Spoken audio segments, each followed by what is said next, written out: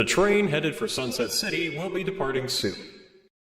You about to blaspheme Minecraft on live television? Yeah. No, but this is just because it's quite topical at the moment. This is my review of Minecraft. All right, you ready? Mm. Okay. Oh, great. I don't really like Minecraft. Any questions? Oh, okay. I could tell. Get him! First of all, okay, why don't you like Minecraft? It's fun. Skill issue. It's not even. Like, my issue with Minecraft is just... He's too good. He's too good at Minecraft. It's boring. Exactly. That's what it is. No, yeah. That's bullshit. I've seen how he plays Sonic Heroes. I've seen how he plays Sonic Riders. It's a skill issue. No. So Well, to be fair, go on, Pup. I'm sorry. The thing with Minecraft is it's just very long-winded for me. Like, I find I've played Minecraft plenty of times in the past. I've put up with Minecraft as a means of, like, hanging out with friends. But, like, I've never really enjoyed the Minecraft side of it. I've just enjoyed hanging with friends. Like, we had a realm with my buddy Bober at one point, and I built, like, the Twilight Zone Tower of Terror one time, and I felt super proud of it. But, like, the thing with it is, like, you gotta gather the specific materials, and you gotta know how to make the thing that, like, combines the materials, and then you gotta know which materials equal what, and there's never enough, and then, like, your tools break. The game shows you that now. Yeah, it makes it easier. It kind of does it, like... It shows it. Yeah. It's just... I know you don't like it, but, like, I could probably introduce you to, like, a really nice quality of life mod pack if you at least wanted to try it. And I know what you mean about, like, the goals being very nebulous. You know, it's very... You need to make your game when you play it, but I think if you have the right mods, it gets very interesting. Is people tend to say, just play it in creative mode. Now, the thing is... Nah.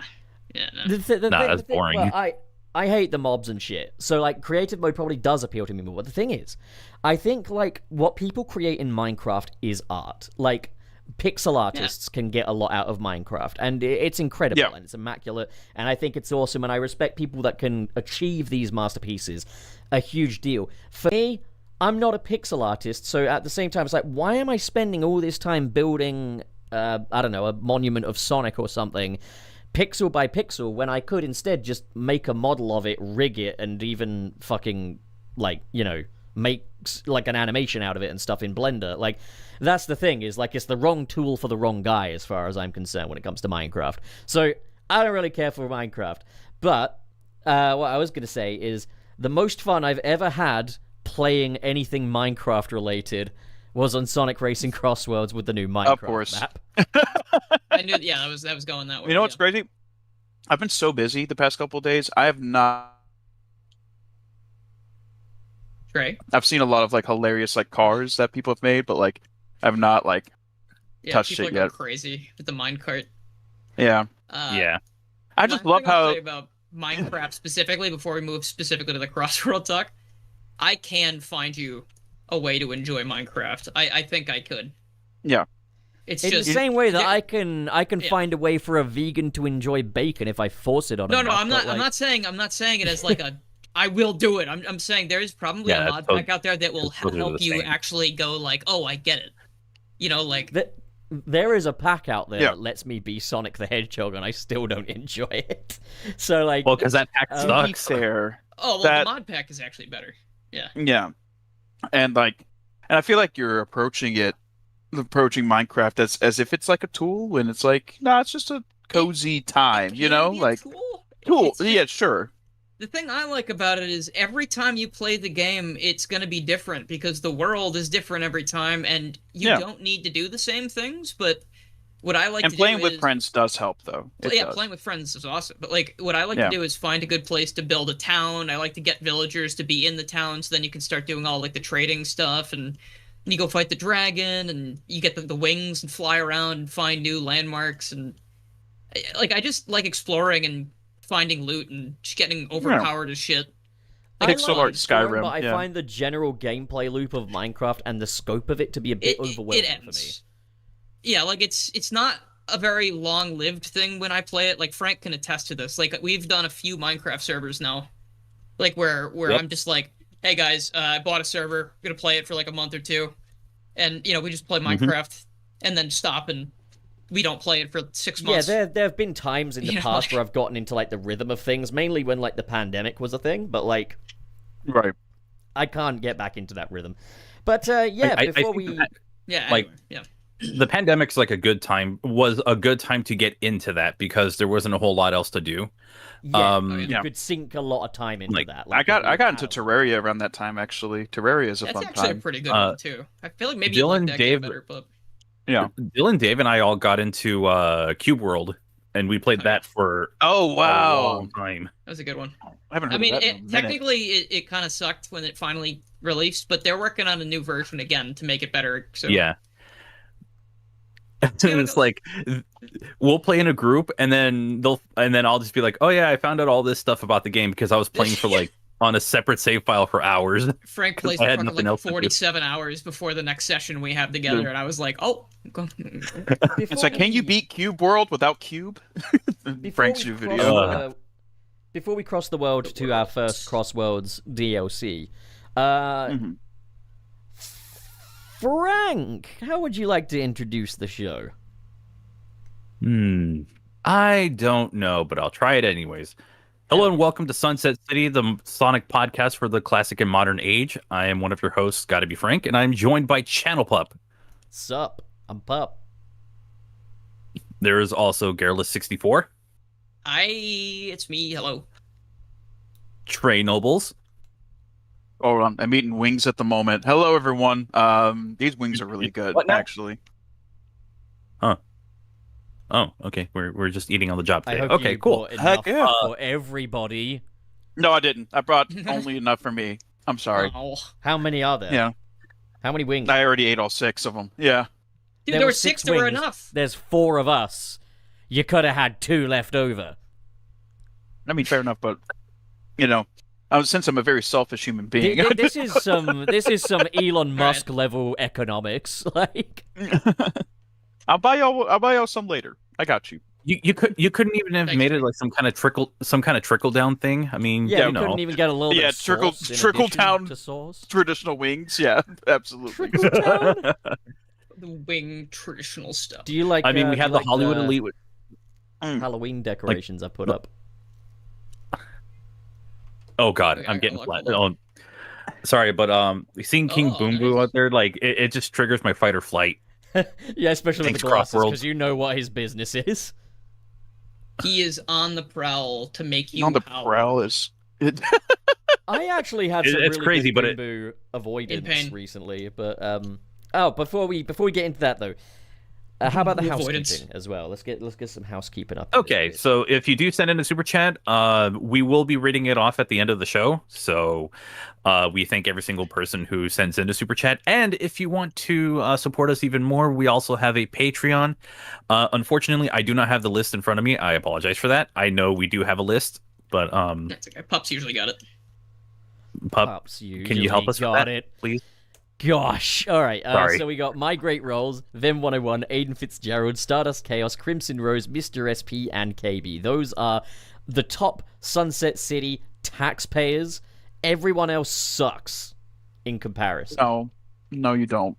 You don't suck. You're equally as valuable, and you're loved. You are loved.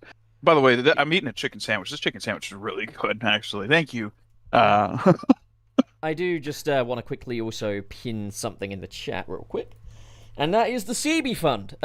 So yeah, it's about 47% of the way there. So it's just a friend who's been sleeping in a tent for a very long time now. I mean, very long as in like I don't actually know exactly how long, but a few months I think. And they could use all the help in the world, so I'm just going to go ahead and put that link in there, pin its ass, and there we go. With that done. This court is now in session. Bang, bang with the gaffle. Okay, so, yeah. Have we all played the Minecraft DLC for Crossworlds? I haven't, but I've seen it. I watched Dave and Frank's reaction video. It was fun. Yeah.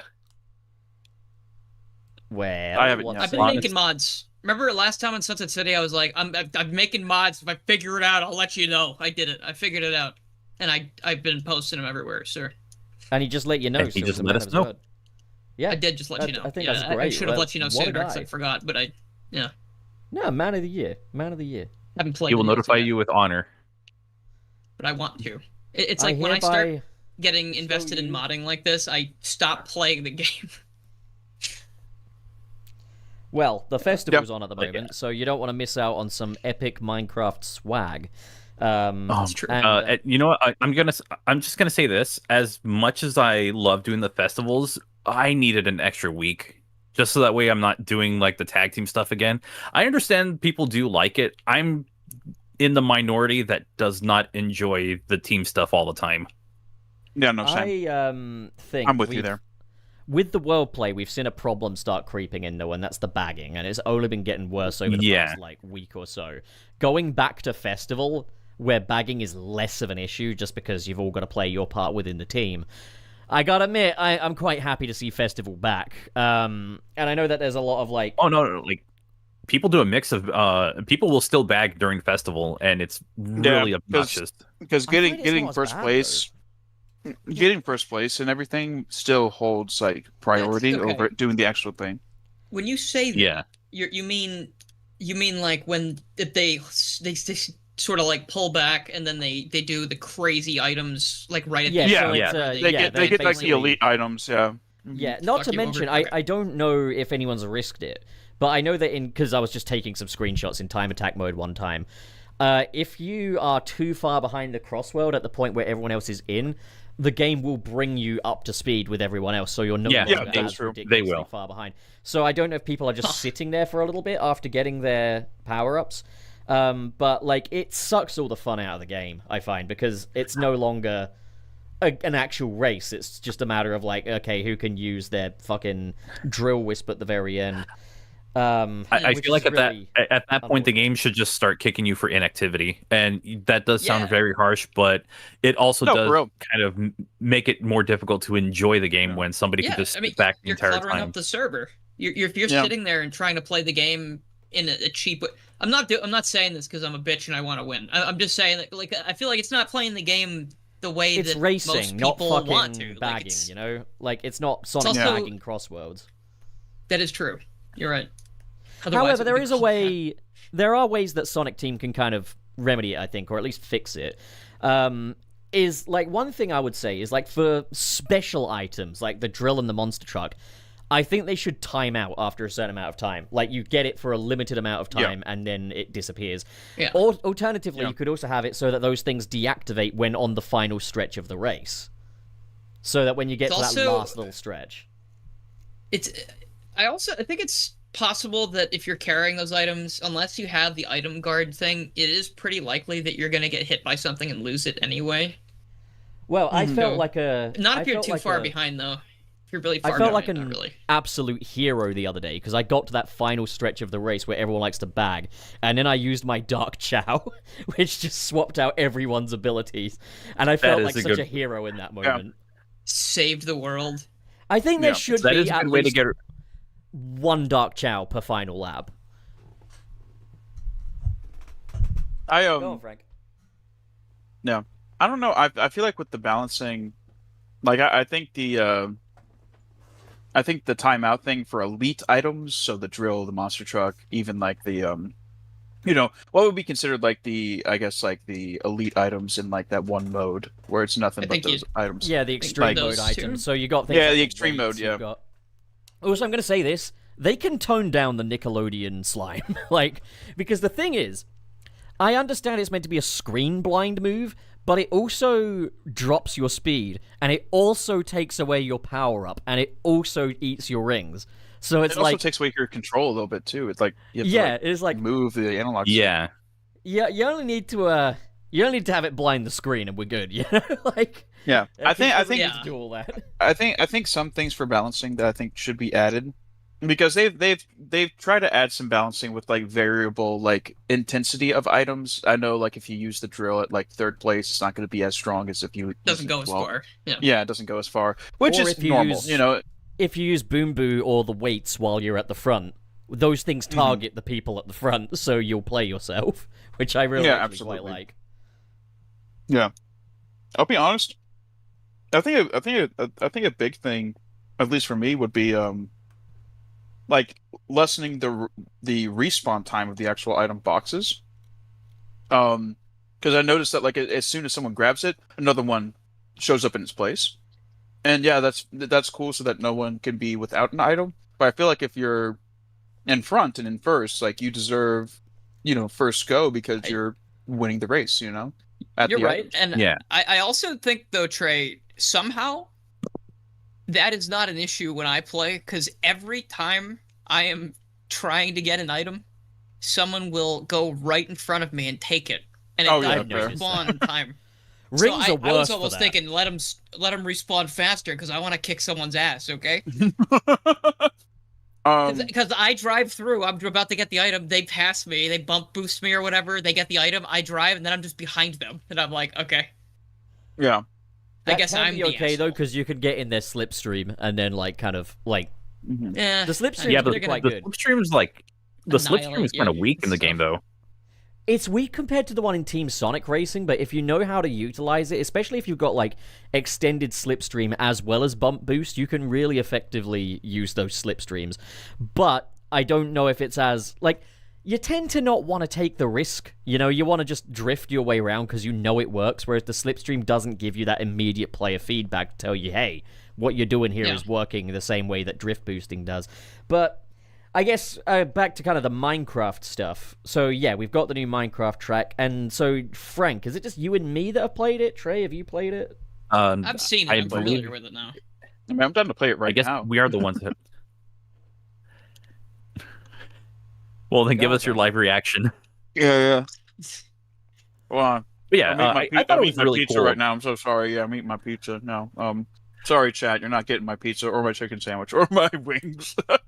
Even though we bought enough for everyone. But yeah, go on, Frank. Speak, I beg. Speak. I think the layout is it's very simplistic, but a lot of the stuff that they put inside of it is really cool. It's just there's little details in it. If you go past one of those dash panels, you hear I believe it was the fireworks sound. I think Dave told me that one. And then there's also that's cool. That's cute. Yeah. Going in, I'm gonna spoil it. Okay, I'm just gonna spoil it. Going into the Nether on lap 1 was kind of cool, but dealing with the gas was kind of annoying. So you do have to watch out for that if you're in first. But what I was when I was going through it the first time, what I was expecting is oh, it'd be so cool if you can go through the end or something. To go through the end on lap 3, which was the coolest thing ever.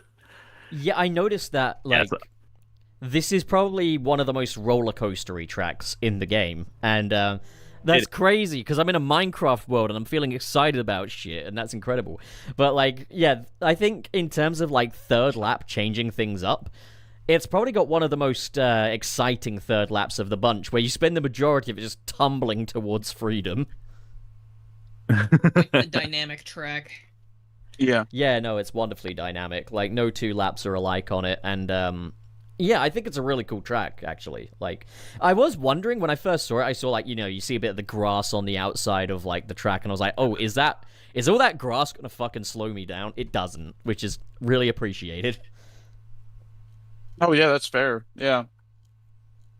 There are still I was wondering because it's all dirt and grass, that's Minecraft, so. Can you imagine if it just kept you slowed down for the entire track?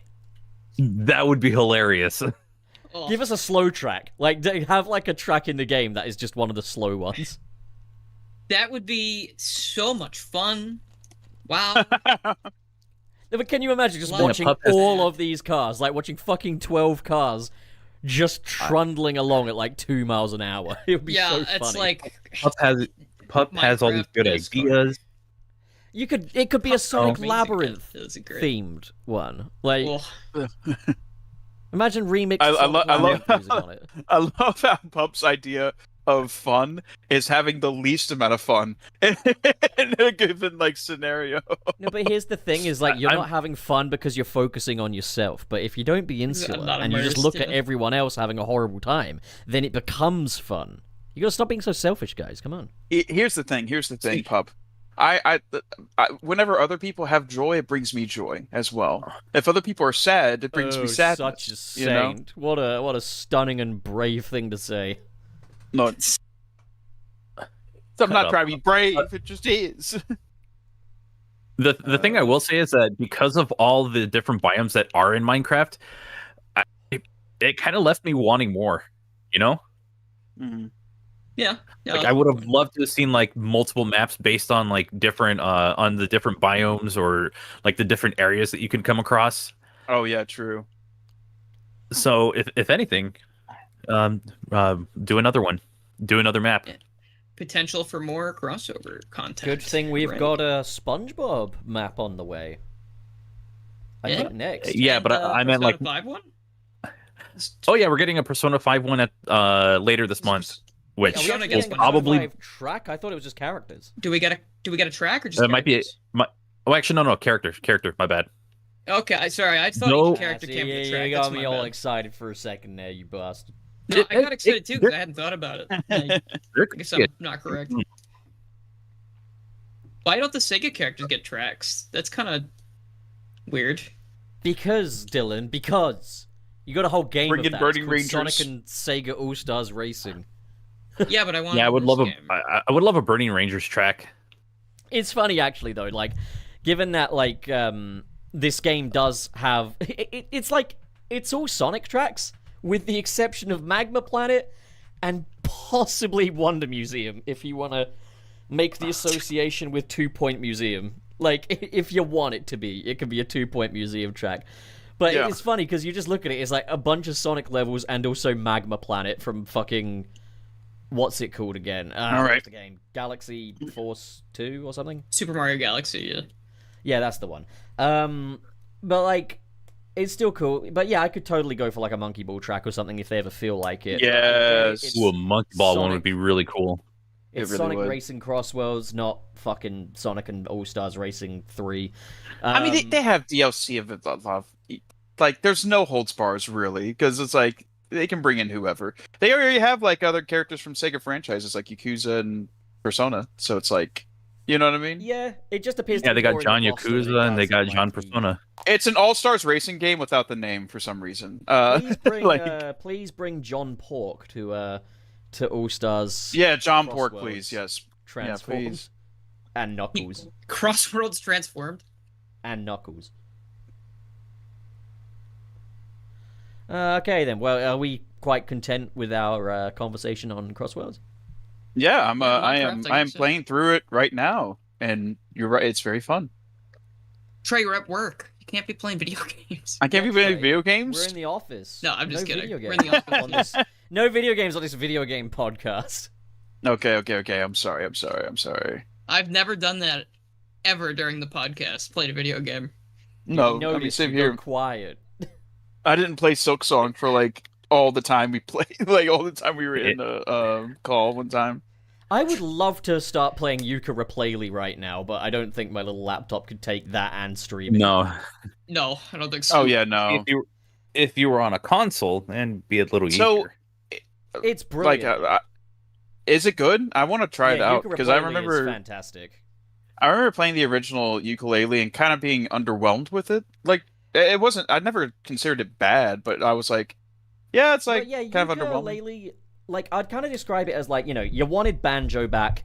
Here's Banjo, but with all of the like stumbling points of Banjo as well, such as very long text cutscenes and stuff like that take a lot of time. Kind of like I know that it was a complaint of Banjo-Tooie was that the worlds were kind of big but didn't have much in them. Yeah. The original Yooka-Laylee as well, like the whole like structure of it was like, hey, you unlock like different abilities as you go, and like they become quite situational and stuff. With Yooka-Laylee, it gives you like all of the abilities from the jump, and they're far more diegetic to the general gameplay. And rather than having you expand the levels and stuff with pages, you can like just it's got all of your chances to unlock pages are just ready and available, and it's just this constant loop of just feedback. It's like I go explore a Definitely place, more Banjo Yeah, 1 aside from having the moves to start with, because you Well, can do yeah, everything the first time you go in my most Banjo experience 1 with it levels. though is like you can play the original Yooka-Laylee and you'll have like maybe like 3 or so pages by the time you've played like, I don't know, half an hour of the game. In half an hour of Yooka fucking Replay-Lee, Banjo Replay-Lee, you'll Close enough. You'll have like Not fucking like that's 20 never gonna happen. 20 pages in your pocket, because like everywhere you go there's like a new opportunity to get a pagey, and like it just, why would I want to put the game down when like all I have to do is go a few centimeters and I can do a thing that will get me another pagey? And all of these things are really engaging. Yooka feels a bit more responsive to control. I was extremely impressed with it, and I also got to thank Kadikarus for gifting me it. It was very kind of him. Oh, that's nice. Yeah, shout out to Kadikarus. He did the Big fan. voiceover. Yes, he did the voiceover for the trailer, and I was really doing what? Well, that's sick. well, yeah, but also like he announced it on his He also did a Instagram. stream with them. Well, he announced it on his Instagram with an image, and if you look at that image, that's my image. I did that image for him, and like as naturally happens, I just chatted about it because oh hey, Yooka-Laylee, that's cool and stuff like that. And he was like, yeah, like, would you like it? And stuff. I was like, oh, dude, you don't have to do that. And he was like, no, of course. So he got me that, and he also got me Impossible Lair as well on Steam, which I really appreciate. Another very good game, yes. Oh, yeah, I played a little more of that one on Switch before. Both Yooka-Laylee games are really good now. Because Impossible Lair was good from the start. Yooka-Laylee was... That's true. I just, like Pup was saying, which we were talking about this before. Like, you know, I don't think it was bad. It's just I had a lot of problems with how it didn't improve much from, you know, the games that came before it. It had a lot of the same problems, and I think to an even worse degree, because you mentioned Banjo-Tooie, I mentioned that as well. I think that game is fucking gigantic, and you don't move fast enough, and Yooka-Laylee has the exact same problem, except worse. I think once you expand a lot of these worlds, it takes fucking forever to find things in the original game. Another prime example of where Yooka Replay-Lee kind of gives you much more freedom is that the roll is unlocked from the jump, and it is no longer limited. There's no longer like a meter on it. Like you could just roll as that was ridiculous. That was, I think, one of my biggest problems. The move that they let you basically, it's like if they made the Talon Trot in the original Banjo-Kazooie limited, and you just had to stop using it every couple seconds. Like it'd be abysmal. People would have hated that. It's like the original change. feels like, you know, you wanted a new Banjo game, here's a new Banjo game, effectively, or the closest we can get to it. Yeah. And, like, it's a very authentic take on it. Yooka Replay-Lee feels like an updated Banjo experience, like how you'd want a Banjo experience in 2025. See, that's kind of what I was looking for. Except back then, like, that's what I wanted, an evolution, and it's here. Also, the efficiency of the storytelling this time. It does not take you, like, 20 minutes to get into gameplay anymore. Like, you're straight in, and that's great. Also, for reference, I backed this game. Like, my name is in the credits of this game somewhere. Oh, yeah. And it's like, I really wanted to play. I was really excited for it, you know? And the original version did leave some stuff to be desired, but I still kept following it. I played Impossible Lair. I supported the... They had not visual novel, so the graphic novel called Yooka-Laylee and the Dreamstone or something like that, or the Cracklestone. I don't remember what it was called.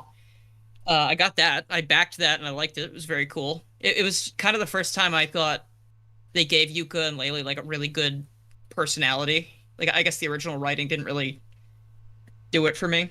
And then I've just been following it since the beginning, basically. I've been excited, and now this thing kind of looks like it looks like the game I wanted it to be now, which I'm very excited to play. Like, I really liked the demo. And I remember I was playing it again yesterday, and I was just snickering at just Rampo. Just the name. He's a ramp, and he's called Rampo. It's just so funny. I love that. Rare. I love that Rareware sense of humor. But yeah, I highly recommend it. It's actually quite funny, because I remember when Impossible Lair was, like, revealed, I was quite disappointed, because I was like, at the time, it felt like the 3D platform was kind of a bit of a dying art, and, like, Yooka-Laylee was kind of here to kind of revive that. And then, like, the second one, I was like, oh, it's 2D. Because I was like, well, I loved 3D Rayman, and now we got 2D Rayman. But, like with the Rayman situation, it's kind of so good that I can't even complain. Like, I would say that Impossible Lair is a better game than the first game.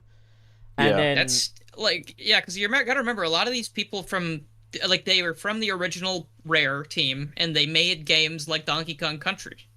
So, Yeah. like those are some of the best platformers ever made. 2D platformers ever made. You know, that's what they get said about all the time. It's cool that we've got like some with like completely. That's what people say about this new one.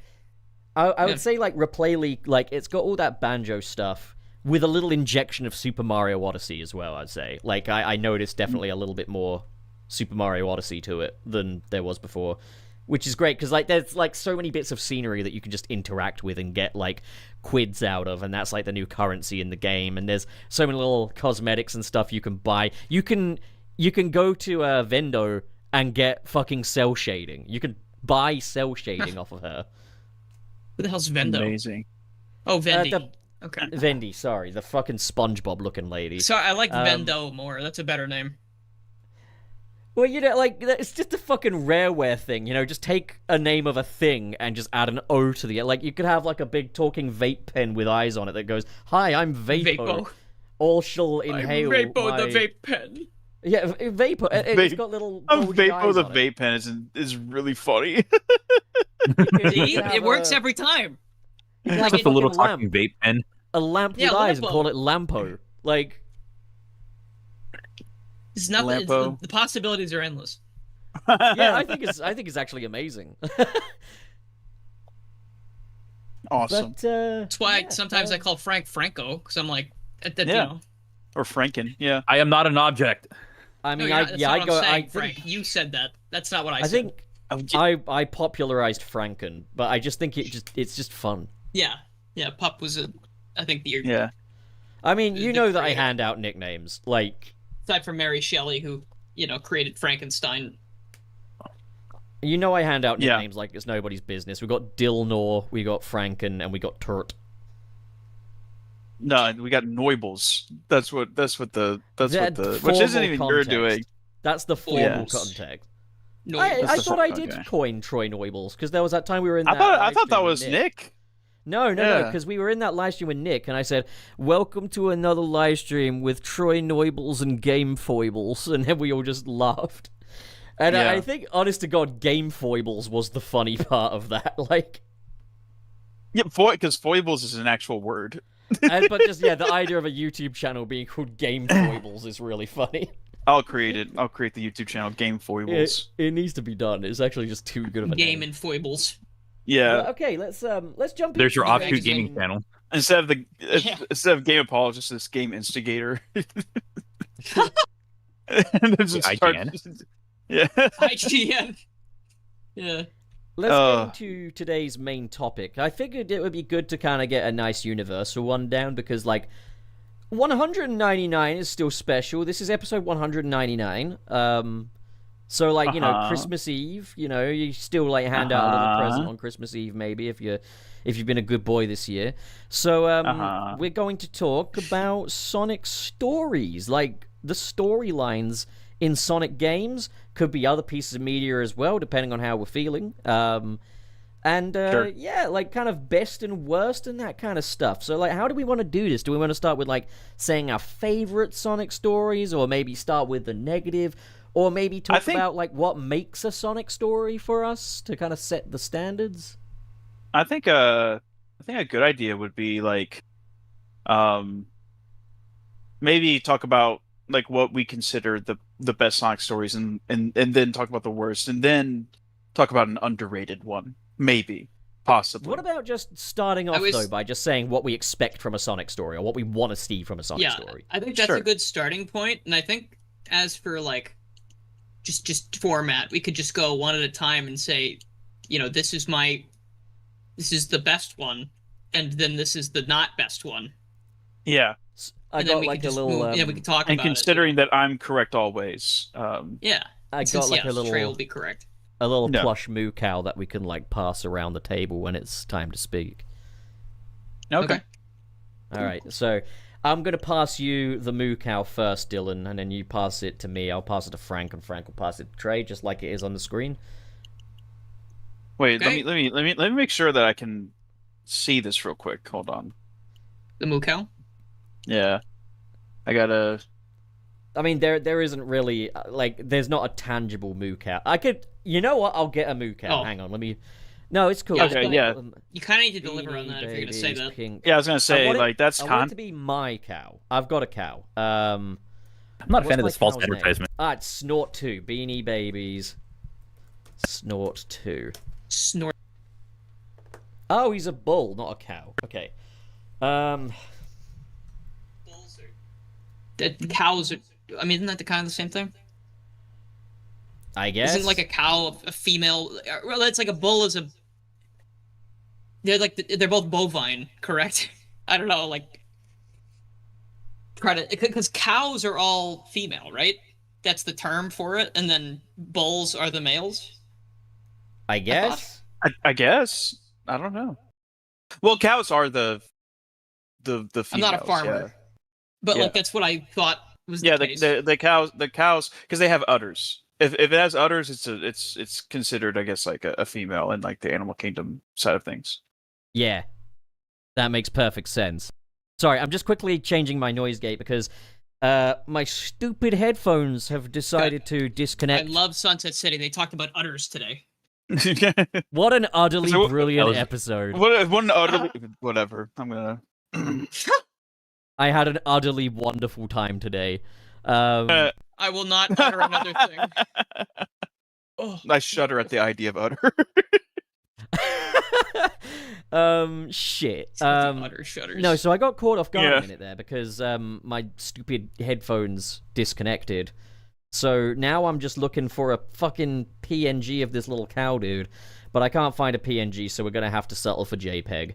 I hope that's okay. That's fine. I'm deeply. Do I know? deeply Do I look like penetrated. I know what a JPEG is? Do I look like I- I know what a JPEG? Do is? I?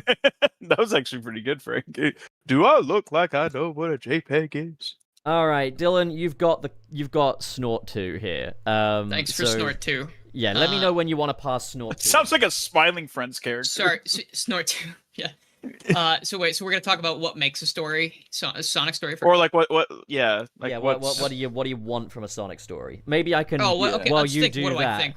find a way to key Okay. out all the white on this image.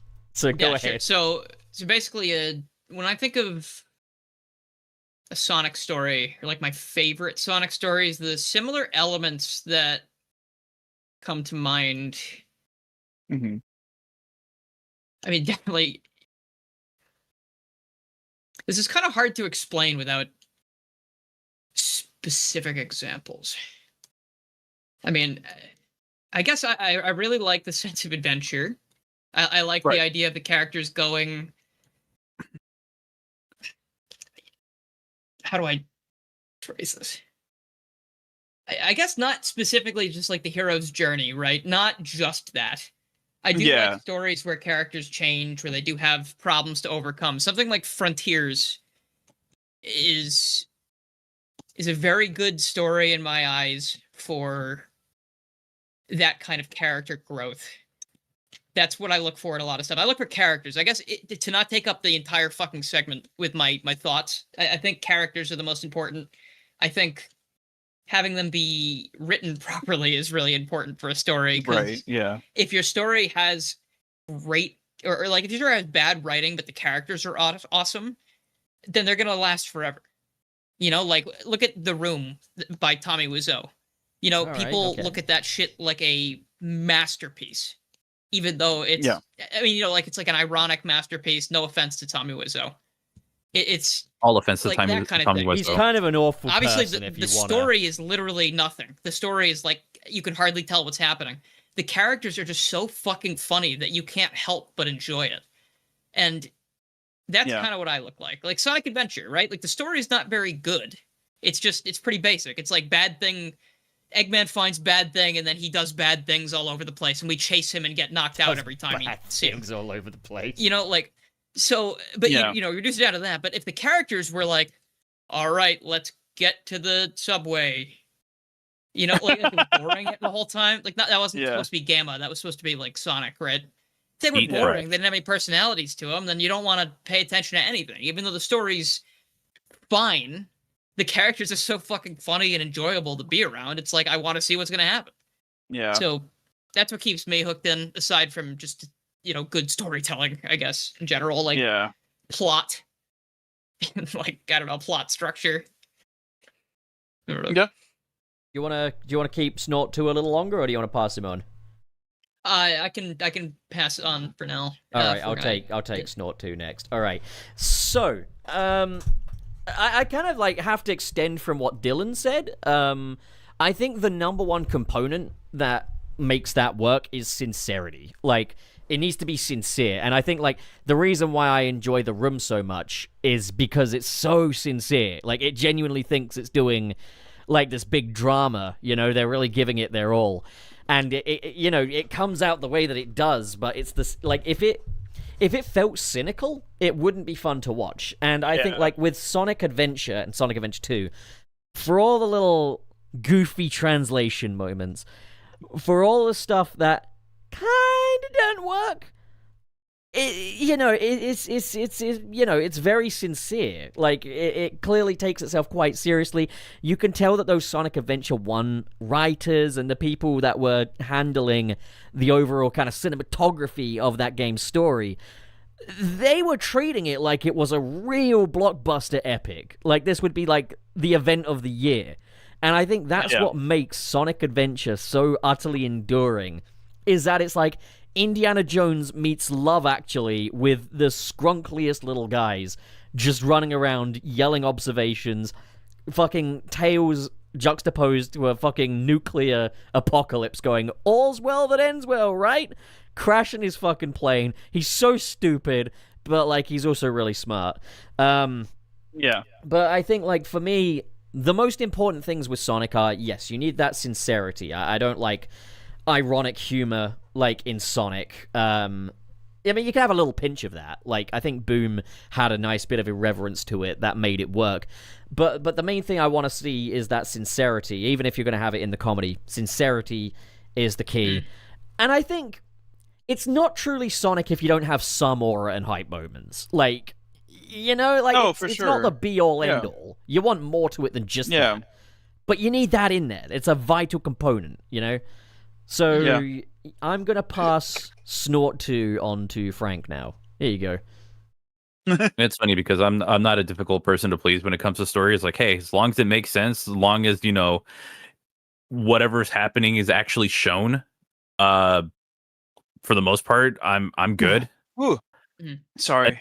I think Sonic Adventure kind of does a good job of that. I don't know if I would say to a similar extent with like Sonic Unleashed. Kind of. I don't know. Yeah. But yeah. I don't have a whole lot to say on like what would make for a good story. It's like, hey, as long as it doesn't seem like really stupid, or they do the whole if they show don't tell, then I'm happy. Yeah. I think someone's gonna have some bad things to say about Frontiers. Are you done with Snort 2 or whatever the hell? Snort. Yes. Okay, Are you done with Snort 2 over to you. Beanie Babies fans are actually going to be so happy because this is legitimately Snort 2. Snort's done, like the son of Snort. The son of Snort. That's just me after, a good night out. After I laugh. Podbean. Podbean. No, that's just me after a good night out. What are you talking about? And me after a laugh, obviously. Snort 2. I'm enjoying a nice but anyways. Pepsi. What about you guys? Go on, Trey. You've got Snort 2. Give it your best. All right. So I agree with everyone's sentiments here. I think like sincerity is a big thing. I mean, it's the main reason why I wasn't a big fan of like the colors through the forces writing is because none of it felt like sincere or earned. Like it kind of just felt like it was like, oh yeah, we know we're making a story about a cartoon hedgehog, like a wink, wink, nudge, judge. It's like no, no, I'm not saying I have to take it so seriously all the time, but like have some stakes in there. Have some things that are like, okay, like I want to fight for something. I want to care for something. I think Adventure does that pretty well, especially for their first time, like doing it, like in a big scale like that. I think 3 and Knuckles actually did that pretty okay with like the environmental storytelling. I thought that was very cool. Even though a lot of that's not really like obvious until like you go back and look at it, right? But like, I mean, I've got still quite pretty a bit cool to say about like Sonic 3 and Knuckles in terms of like the conversation about stories and stuff. But oh yeah, like I think the show don't tell Sonic 3 Knuckles actually does that probably the best, I think, because that's the only option they kind of had. And they do it very well. I think another thing is the show don't tell also kind of extends to Frontiers, where they did a lot of telling and not a lot of showing, especially when it came to like, the living civilization of like the ancients. In my opinion, I wish I could have seen like these huts being like lived in, or like stuff like that. And they do some of it with like some of the flashbacks, but some of the flashbacks it's like already kind of like the aftermath of the civilization, rather than like us like seeing it as it is. They're actively being killed in the cutscene. Yeah. Like, we never see and them. It's and all like mid shots and close ups as well in those cutscenes, so you don't really get a look at anything. And it's because they didn't have the fucking assets, really. Like again, it was a budget of a paperclip. And like usually it's like with a game, you write the story around the game too. So like in a perfect world, the story and the game would coincide with each other, and design elements would be cohesive in both. But you can't really have that a lot of times, especially in a big AAA setting. But so I don't fault like Ian Flynn or anybody for that. That's not anyone's fault. That's just the way production is, sometimes. Yeah, like and not gonna lie, I think another thing too is that I do like lore, but I like lore and references when it's like when it makes sense to the story. I think the biggest problem I had with Frontiers is that they shot out a lot of these like references, which is like, I get it. They're trying to like do a hard reset for the series and have a good starting point. Because we're kind of honing in on specifics with Frontiers. Do you reckon that's maybe better saved for when we're actually talking about I can wrap up my points right here and then we can just talk about whatever. But like, sincerity, take the stakes of the story seriously, for sure. That's a big one. Good, like good character interactions, like have them, I don't know, act like themselves and everything, and also just like, I think sincerity. I think that's just the biggest thing. It's just sincerity and just like also a lesson to be learned as well, even if it's cliche. I think I think in terms of like Adventure and Adventure 2, there was always like and Unleashed as well. There was always like an overarching lesson to be learned, or like a good message. Yourself, have your friends' backs. Yeah, exactly. Like even if it's cliche, even if it's kind of like hokey and cheesy, or even if it's like distorted as well. Even if it's like a bit of a bizarre message and stuff like that. Like as long as it's got a little something. Yeah, I want to take something from it whenever I'm done with the game. You know what I mean? I want to be able to like have something latch on to me even a little bit once I turn the TV off or once I turn the game console off. I think that's it. I feel a little richer for the experience. Leave you with something. You don't want it to just be like a hollow. I don't want it to just be just I don't want it to just be just a nothing burger where I immediately forget it as soon as I turn off the game. You know what I mean? Like I get you. So sorry for that long-winded explanation, but there you go. No, is it okay if I quickly borrow back Snort 2 real quick? Yeah, go ahead. I'm throwing it to you right now. Can I just quickly borrow Snort 2? Yeah. I'm throwing it to you right now. Yeah. Go long. You go long. I'm gonna throw it to you. It's all right. You kind of just slid. Don't throw me, delicate. So, Trey. So I think I'm sorry. Particularly like in like the late 2000s and 2010s, was a victim of cringe culture. In that, like, cringe like takes a lot of different forms and stuff, but I think there was a lot of kind of like, especially from like non-Sonic fans and stuff, there was a lot of like, why is this game with these Winnie the Pooh ass characters tackling things like Maria Robotnik getting iced and firing squads? This is so silly, this is cringe and stuff. And I think like Sega got that memo basically and were like, okay, don't worry guys, we're in on it. Like we get it. It's we are silly. Cringe. You're right. You got us. We don't take ourselves too seriously over here in the Sonic, and I think that dealt like such a huge blow because there goes the sincerity. It's gone down the drain now. That's yeah. So I'm gonna just put Snort 2 in the middle of the table for a second while we just figure out what's happening next. Yeah. If you want to jump to like the specific.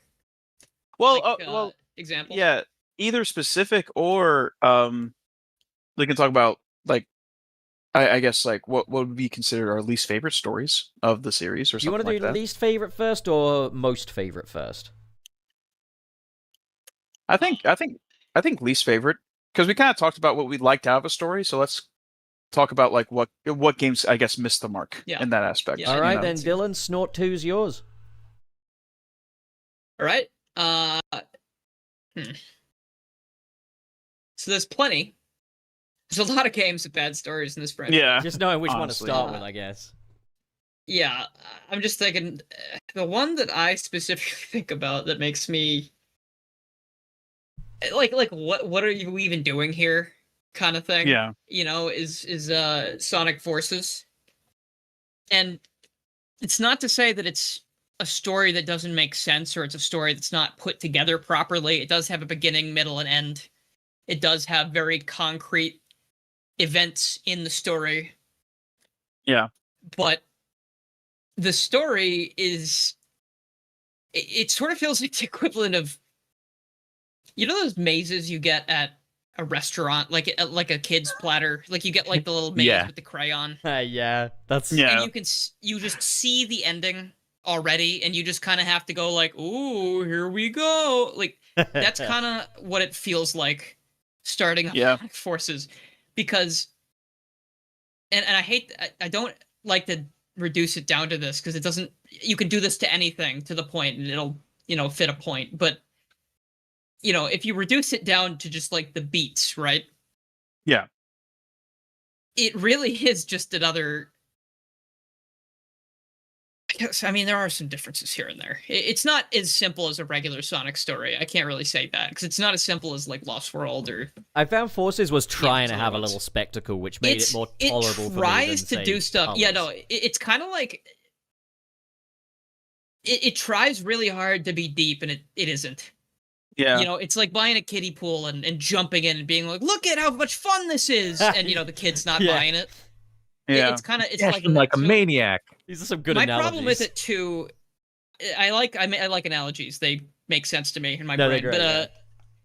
so like the main problems with it, in my opinion, are the predictability, which Yeah. means there are no stakes, which means there's, what was the word you kept using earlier? Sincerity. Sincerity. I feel like there's no sincerity because you can just easily see the ending. Like when I played something like Frontiers, I had no fucking idea what was going to happen. Yeah, at the end of honestly. it. Yeah. fair enough, yeah. I didn't expect most of the stuff that was going to happen. It's sort of giving the viewer, the player of the game, a lot more credit in a story like that. Because in Forces, as soon as you started out, you're like, 2 hours from now, the game is going to be over.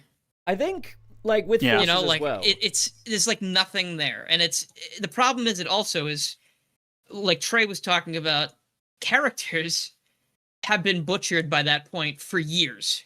There were characters that just had not behaved properly or acted like real characters for a very long time. We've introduced characters like Zavok who have no personality. They've specifically made the Phantom Ruby copies stop talking to people after we realized they were fake, which is stupid because you had the Phantom Ruby. The other thing, I'm going to get mad again because the Phantom Ruby pisses me off. The Phantom Ruby is it was the perfect thing they cooked up for an anniversary title because it can do anything and they didn't have to explain why and it wouldn't affect the story quality. It's an anniversary game. We have a stupid overpowered artifact. It's bringing back nostalgic shit. It's so, like, They undefined. underuse it, and they both under and overuse it because its powers make complete sense. The fact that it brings you, it basically tricks your brain into thinking you're in, like it's illusions that can hurt you, right? Like, it makes illusions that you think are real. I guess that's the best way to and put it. you can So perceive, like, the consequences of it, like illusions that can it's kill. easy to understand, yes, but also it doesn't work like that because there are so many times in Mania where it's like, this is real as fuck. And classic Sonic is real, and it just brought him to the main timeline. They didn't give any don't think rules. he's- Like, there's no rules because they just keep adding stuff on because there's no way to talk about any of that stuff in Mania. Like that, like we talked about, the show don't tell in Mania is like, this thing is teleporting us all over Timbuk 3. We have no idea where we are in time and space, and that was easy. It was easy to believe and understand. Then you bring writing into it, and just the stupid fucking, like, weirdly not complex but complex stuff they tried to do with this thing. To be like, oh, we need to like tie the ruby to a host because it needs power and we need someone to control it. And oh, I can use it just by thinking about it, by holding it here, and it doesn't need power. Or oh, I have it hooked into the robot now and it's taking power from this and I can make it even stronger because I guess the robot's really strong. What is happening?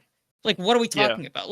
By the end of the game, you know, we have had the giant sun in the sky. We've seen the prototype rubies that can negate the effect of the rubies that make it not work on you as much, but even though you're in stages with the avatar, you still get hit by all of Infinite's weird bullshit. So, like, it's very inconsistent from game to story. It's very inconsistent from story to story. The characters are all cardboard cutouts, and it just does it. I don't know. Is that enough? I mean, I don't know. Like, I just want to. It's a fucking mess. Like, it is a story that works. It is a story that functions. But it is so basic and so flawed that it makes me frustrated that they even, and there's so much missed potential. Like, there's so many parts that they could have tweaked slightly that would have made it better, and they just didn't think of it. And it's, well, like you mentioned, it's unfortunate. You mentioned earlier with like the lack of sincerity to it. There's a point, right, where I think this is the part where like all sincerity is defiled, and it's so the game.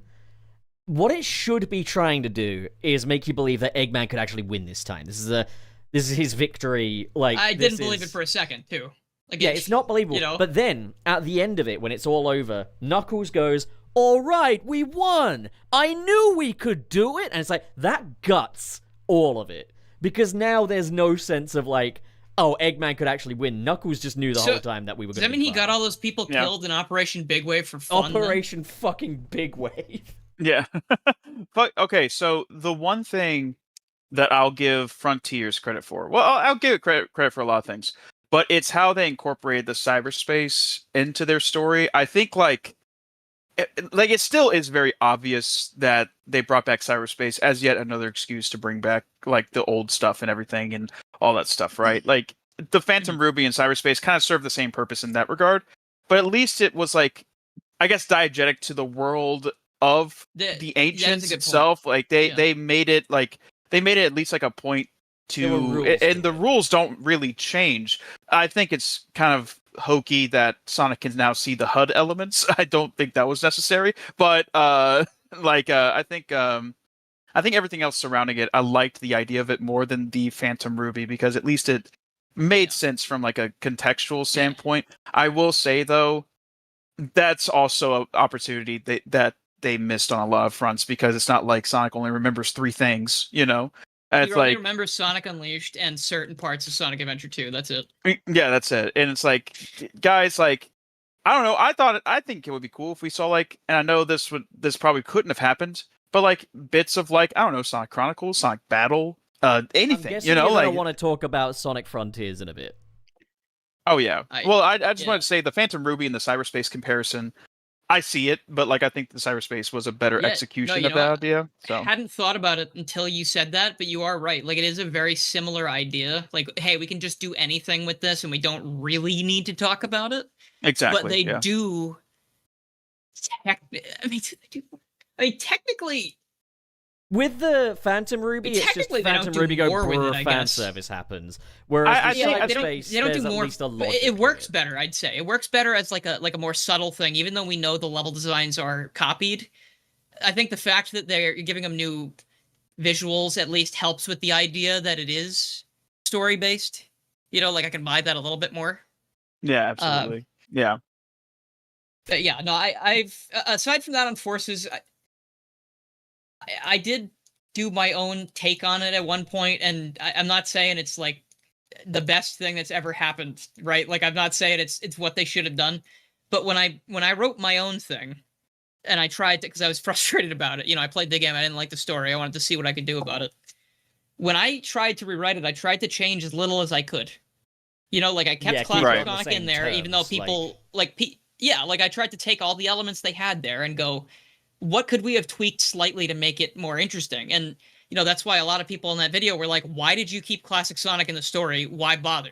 And it's like, no, you need to listen to it. Like, So, for instance, I added this thing where, slightly inspired by some other channel that I can't remember the name of, but it was an idea that Infinite was brainwashed, right? He was a brainwashed weapon, sort of like Shadow, but to like a more extreme degree, where he was experimented on and he was like a implanted with Winter the Ruby. Soldier type deal, right? Or something like that. Winter Soldier, yeah, exactly. So great, the Winter Soldier. And the thing shut that up. made it more interesting was that the rookie character you play as was a friend of that character. So that's immediately another connection. It's like the only thing I did was say, hey, there's a backstory here now. You know, like that's not very different. I thought that made it more compelling because then your character has a goal other than just let's be friends with Sonic. I also had the reason I kept Classic Sonic in the story is because what I thought they were trying to do with Tails and Classic Sonic is give Tails the opportunity to sort of bounce back from that depressive state he was in, supposedly. Yeah, you know, that he couldn't fix Omega and he couldn't do anything to help Sonic. So they give him a Sonic that he can help because Classic Sonic is not as experienced as modern. So now Classic Sonic needs Tails. So Tails has to go, I need to do what Sonic did for me. I need to be here for this Sonic because he's here. And like Sonic, this is what Sonic would do. This is what he taught me to do. I need to buck up and do this. And that way, when you finally bring Sonic back, like I think in my story, I don't have them see each other for a long time. I think it like takes a lot longer for that reunion to happen. So he thinks Sonic is gone still. So then by the time you get to that point, he's like, I've accomplished all this stuff with other Sonic. And now my Sonic is back. And like, I thought he was dead and this is great. And like, and now Tails can be proud of himself for what he did. And Sonic can be like, holy shit, Tails, that was awesome. And also, hi, it's been generations since I've seen you, other Sonic. And that's kind of like I just liked to find more connections where there could have been. Because I mean, I think in a way, like, it's more kind of interesting to have a video like that play by kind of the rules of the original, you know? Like, mandate, you know, because... Like, yeah, like, I could see the strings that could have been there, and again, I'm not saying it's fucking high art or better than what they made, but I thought connecting things more and having the characters actually have stakes and goals aside from save the world. Well, yeah, because like, you know, because like creators of fan projects like rewrites and stuff aren't supposed to say they're not supposed to say I think this is better, but we sometimes live in just this reality where Sega have farted a story into existence while an actual genuine fan has actually pieced together what this could have been, and we're still not allowed to say it's better than the original. It's like, no, I mean, like, I don't even think it is necessarily, but I also do want to address Mr. Supersonic said something funny in chat. It's like an 06 rewrite that removes Elise. At that point, it's just a brand new story. I did that. And I wanted to say, it's funny because I've done both. I'm going to completely change this because I just don't want to write like this thing again. Like, Forces was different. I could sort of took it as an idea, like, let's make it as similar as possible. 06, that one was a nightmare. I shouldn't have done, like, that thing just was not good. It was not planned out well enough. I took out Elise without even trying. I didn't even bother because I wanted to sort of swap her role out for Blaze. I just thought that made more sense. Like, she could be the princess of Soliana, right? It's from the Soul Dimension. Like, that actually makes a lot of sense. So I went with that. So it's like, there is obviously, you know, different goals with that one. But I thought that was funny that you said that, because that's exactly what I did after I was talking about the other thing. But it goes to show, like, different goals. Obviously, these stories are made by different people frequently. They have different goals for, you know, being given to them for higher ups. You know, you don't approach a story like Pontek and Graf and whoever else wrote the stories, and then they helped translate and whatever. They didn't approach it going, I'm going to make this terrible. Oh, you know, like, they just they had to just do what they were told. And, you know, at that time they weren't looking for super deep stuff, and they tried to go like faux deep with Forces, and it's very, very easy to see that it's just not there. Like, it's a kiddie pool, like I said earlier, like the kiddie pool analogy. I always like, say, hey guys, look how cool this is, and you jump in and you're like, where's Chaos? He's not here. I always say, like, it's as wide as an ocean, but as deep as a kiddie pool. You know, where it's like, it looks vast, it looks important, but then once you step in, it's like nothing. Yeah. Yeah. Yeah. Yep. No, exactly. All right. Anyway, that's my worst one. I think I'm took a breath for a second. That's the worst one. All right. Yeah, I guess let's keep going. Snort 2 Yep. is mine. I'm gonna go ahead and say for one of the worst. Obviously, I could wax quite a lot about, say, Sonic Colors and stuff like that. But I'm actually gonna go for Team Sonic Racing because it's quite fresh in my head. I'm not saying this is the absolute worst story in the series, but I think it's a great example of a really bad story on just a storytelling level. In that, you've got the mystery of Dodonpa. Is he good? Is he bad? And that is solved by Espio off-screen, who never appears in the game, and that's communicated entirely through Vector going off-screen to have phone calls with him. And that is not a satisfying way to deliver a twist. And then the twist feels totally insulting to the intelligence of the characters, in that Tails addresses that he knows what Donpa Motors is, but he doesn't know who Dodonpa is. Even though his face is the logo of Donpa Motors. And fucking the guy's name is Dodonpa. But then who is this guy? Yeah, and you got the some of you might even survive stuff, and they're trying to make him kind of seem sinister. And it's totally unbelievable. And then the third act is an absolute failure of a third act. Because, with that third act, you want to ramp the stakes up. So they've got Dr. Eggman kidnaps Dodonpa to make him the ultimate engine. What he's going to do with it, I don't fucking know. But you can assume it's going to be dangerous with Eggman. But then it's established that in order to power up that engine, it needs race power. There needs to be races to power it up. So at this point, it would be smart for Sonic to just be like, all right, well, you're on your own. You know? No ultimate super weapon for you. But no. Eggman's like, hey, Sonic, we need to race to power up my ultimate engine. You want to race? And Sonic's like, oh, hell yeah, I love racing. Yeah, let's fucking do this. And it's like...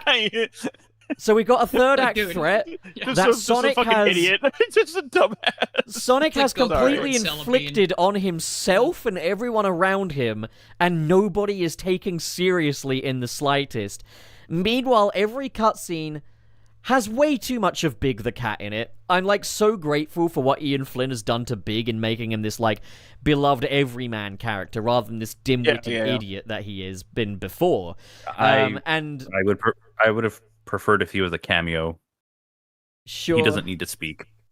I mean, I've always seen him as more he's got potential to be a silent kind of character. But in the case of Team Sonic Racing, every time a word pertaining to cars is mentioned, Big will be like, what's that? And then Amy will be like, oh, Big, you're so fucking stupid. It's called a fucking gearbox. Don't say it wrong. That's the Frendel Big. Gearbox? You'll get there, Big. You'll get there. Man, that Dodonpa is really bad.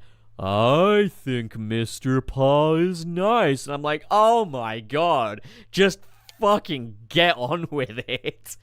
It's so bad. It's a terrible story. I hate him in that game so much. Yeah, he's the worst in that fucking game. So I'm gonna go ahead and pass Snort 2 over to Frank now, because I've said all I need to say about fucking Team Sonic Racing story. Honestly, I was trying to think what game could I go with? Forces was a good one. Colors, it was that's another one I could go for bad stories. But then I think about that specific time between Generations and I guess TSR, we'll call it. The one that sticks out to me for being absolutely stupid is Sonic Lost World. Oh, yeah. Yeah.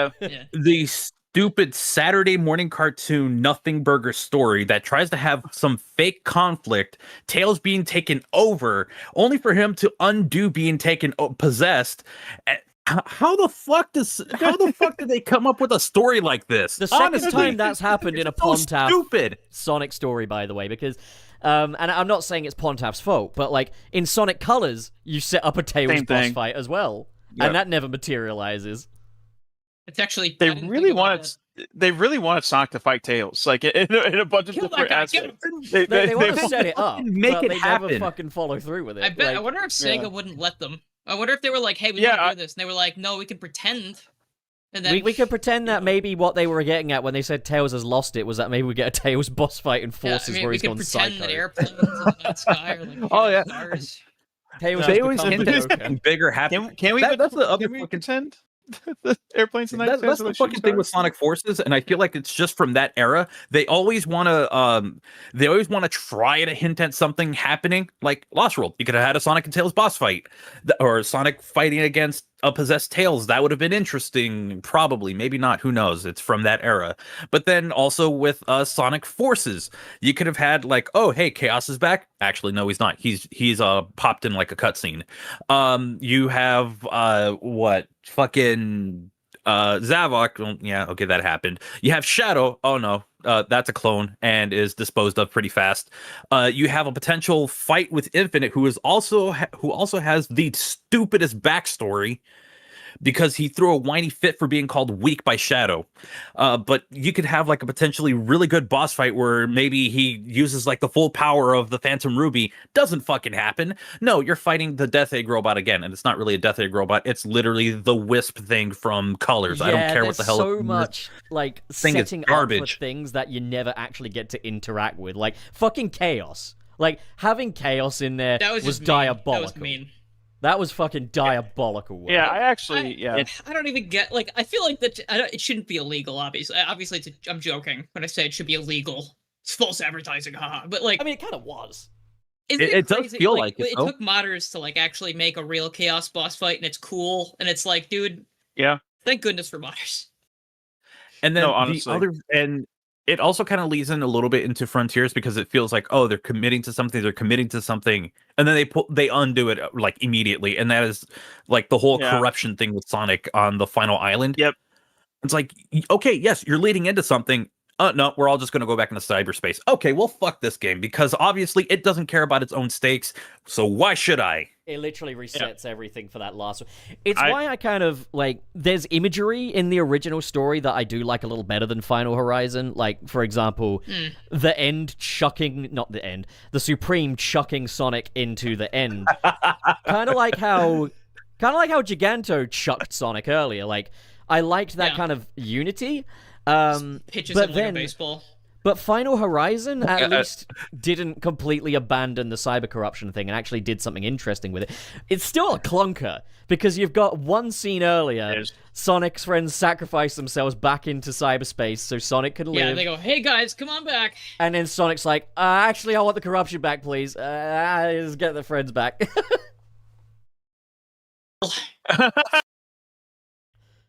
Yeah, it's not elegant. That's even crazier when you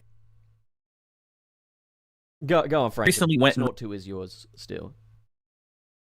This is that.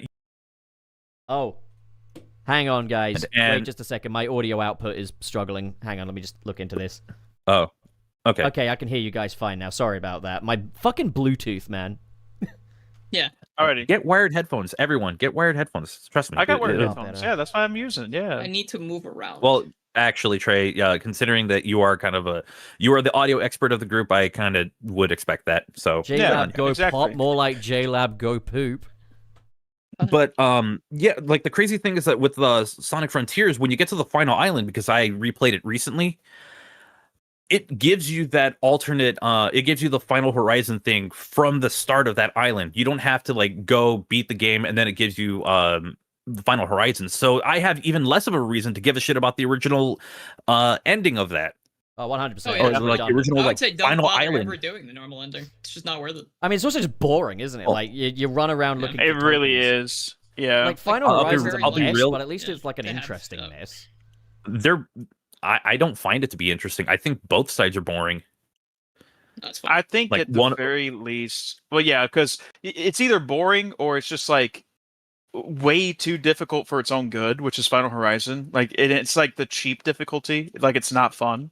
Yeah, it's not conveyed exactly how to do the perfect parry, and the perfect parry is like way too unforgiving. And if anybody Yeah. says skill issue, honestly, you don't deserve good things. Or in your even the game. fucking You are like an the idiot.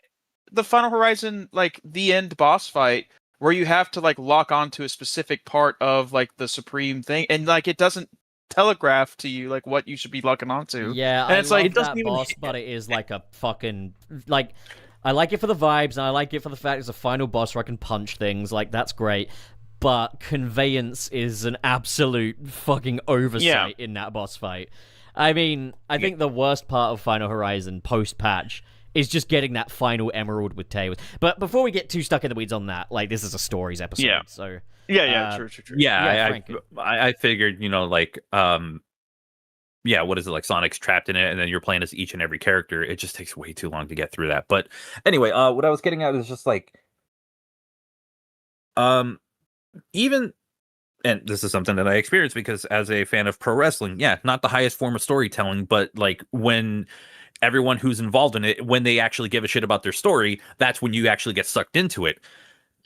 I don't necessarily get that from 3D Sonic, with the exception of like the recently released Shadow Generations from last year. But like when you get to everything from like Colors to Frontiers, well, not so much Frontiers, maybe closer to TSR, but it's like it just seemed like none of them gave a shit. And I don't mean like the writers or anything.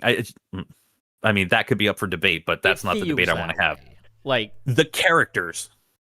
Like they are not written to give enough of a shit about what's going on, and then it immediately just gets undone. So why should I care about the story? Why should I care about the fact that the Phantom Ruby is way too mysterious, even though we thought that it would have like set rules on how it works, and then it just changes as time goes on? Why should I give a shit? Yeah. No, that's the same problem Sonic 06 has as well. Like a lot of these stories, I mean, that's not the exact same thing. Sonic 06 did try. Like I'll give them that. They had ambition for what they were doing. They clearly had like some ideas and stuff going on, but a lot of the rules and the stakes and things happening, like it was kind of tough to be like, well, like I don't know if I buy that the world's ending right now. Because we're all just fucking standing here and Eggman's like playing with his glasses and looking up at the sky, like that kind of thing. Like I agree, Frank. Like it's what if the stakes are zero and the characters don't care, then it's very hard to care about a story unless it's a comedy. I mean, it's another problem with Forces as well, isn't it? Is that like the Sonic that you've got in Sonic Forces is the permanently always cheery Sonic. So what you've got is like the equivalent of like several world wars all going on at once.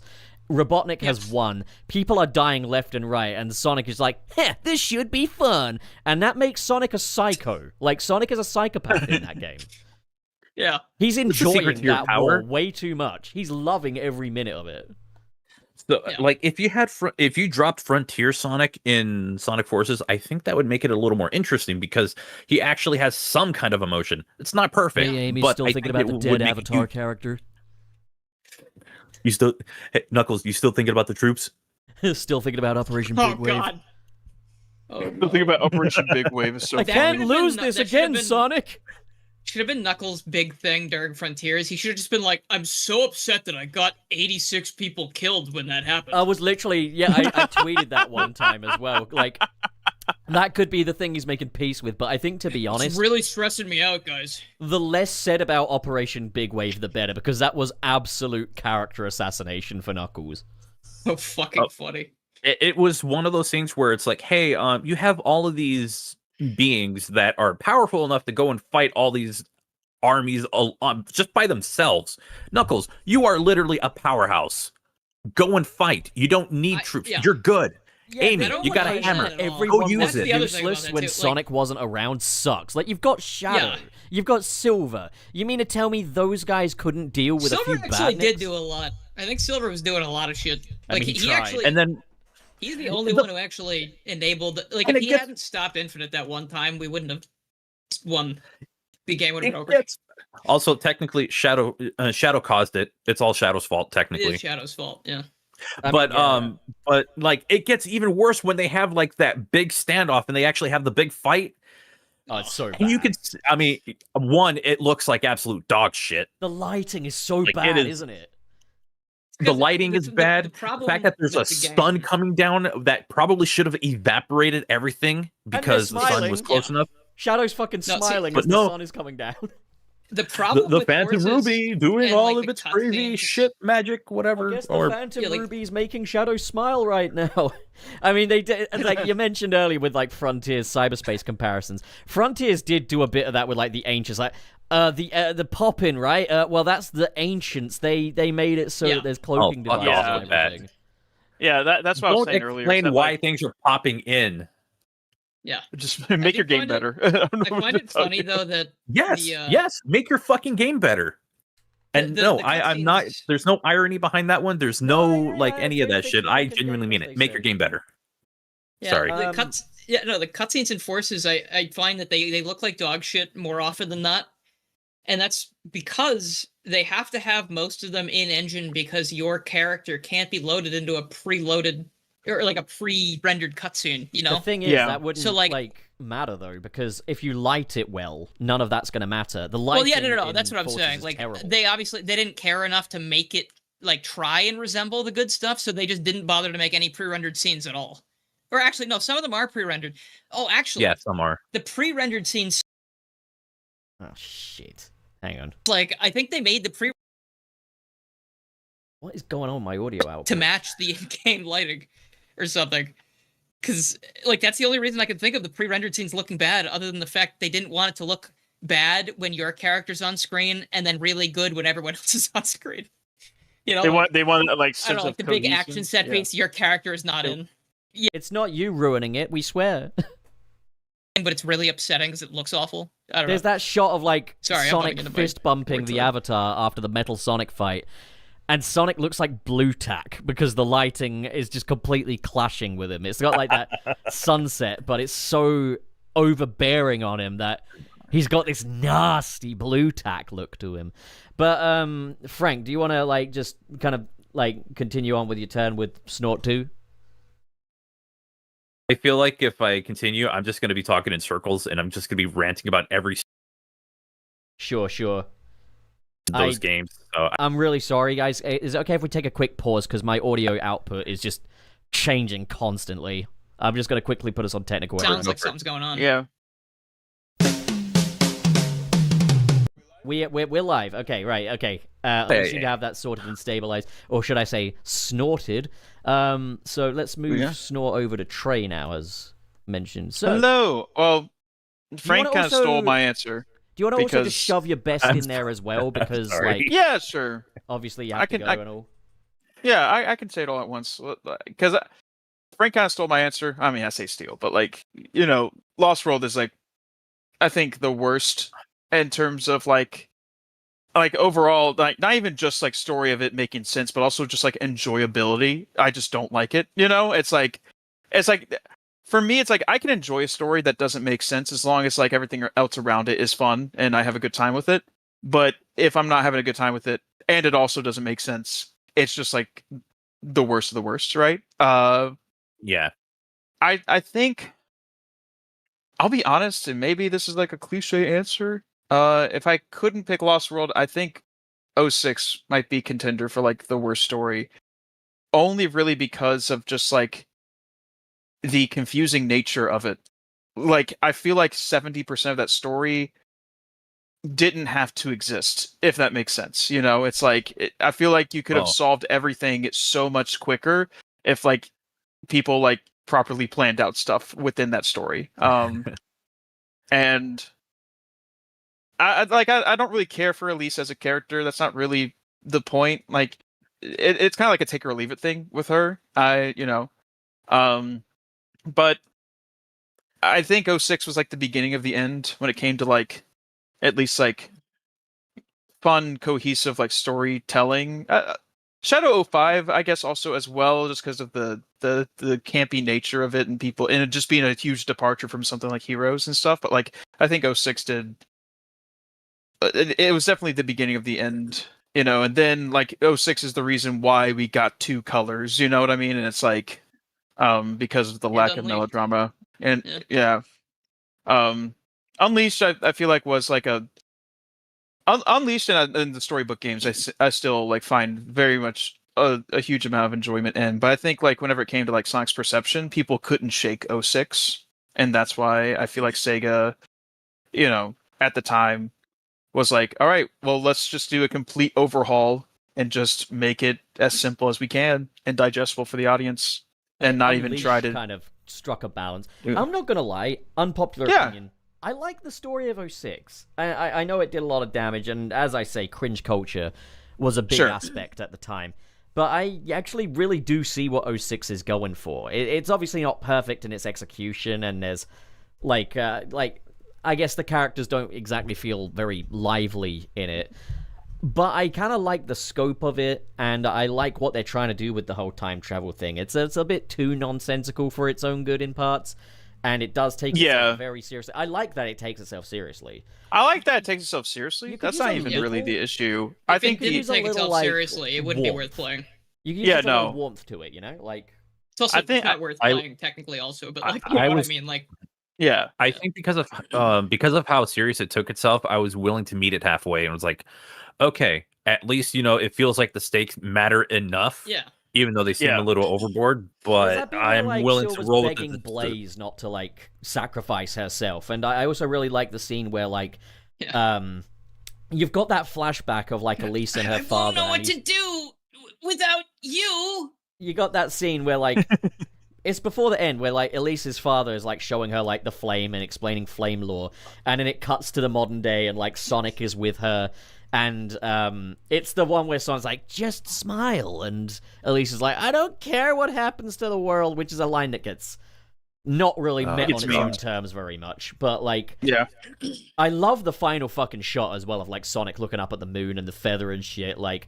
Oh, it's pretty. Like, they got some pretty... I mean, the cinematics are nice. Yeah, Absolutely. And like again, this isn't like '06 is one of the only instances where like they did legit try and were very sincere. The story still felt short despite that for me, and that's like one of the only times I can really say that about a Sonic game. And I think it's just because like there's so many things, especially like I don't know. I feel like there was way too much back and forth in the time traveling department. We go back and redo and retread a lot of old ground for like no reason a lot of times too, and it felt like very artificial padding, I guess, from like a gameplay perspective too. And the thing is that I bring that up because like I think I don't know if y'all would agree. I feel like a story is easier to digest when the game itself is good. You know, like if the gameplay is good, then like you're more on board with the story than not. You know, that, and also like Mephilis's plan. Is like what is it? Like he wants to send Silverback to kill Sonic. Don't even get me started on how stupid that shit. Cause let me. Okay. He just does it himself. Because if he can time travel at will, which it seems like he can, because he's everywhere all the time, all at once, whatever that movie title is. Yeah. He lost. He still lost. Like you fucking idiot! How do you lose? Yeah. If you have infinite time travel, like that's like. I guess Doctor Who, like, he loses a lot, but, like, you know, it's just silly. Like, he's got to play by rules. Mephiles doesn't. You know, he just goes, I'm going to go here and kill Sonic right now, and maybe that was part of the plan. I mean, he's literally trying to destroy the space-time continuum. Like, that's his goal, so why not, you know? I guess that, too. You know, like, but it's interesting, because it's obviously for the sake of the story and the game, you can't just kill Sonic. You can't just do that and win, but... They needed some, like, rules like the time story travel is really tough because I'm sorry, Craig. It's like time travel, like you said, is stupid if you don't establish the correct rules, the right effects that happen with it.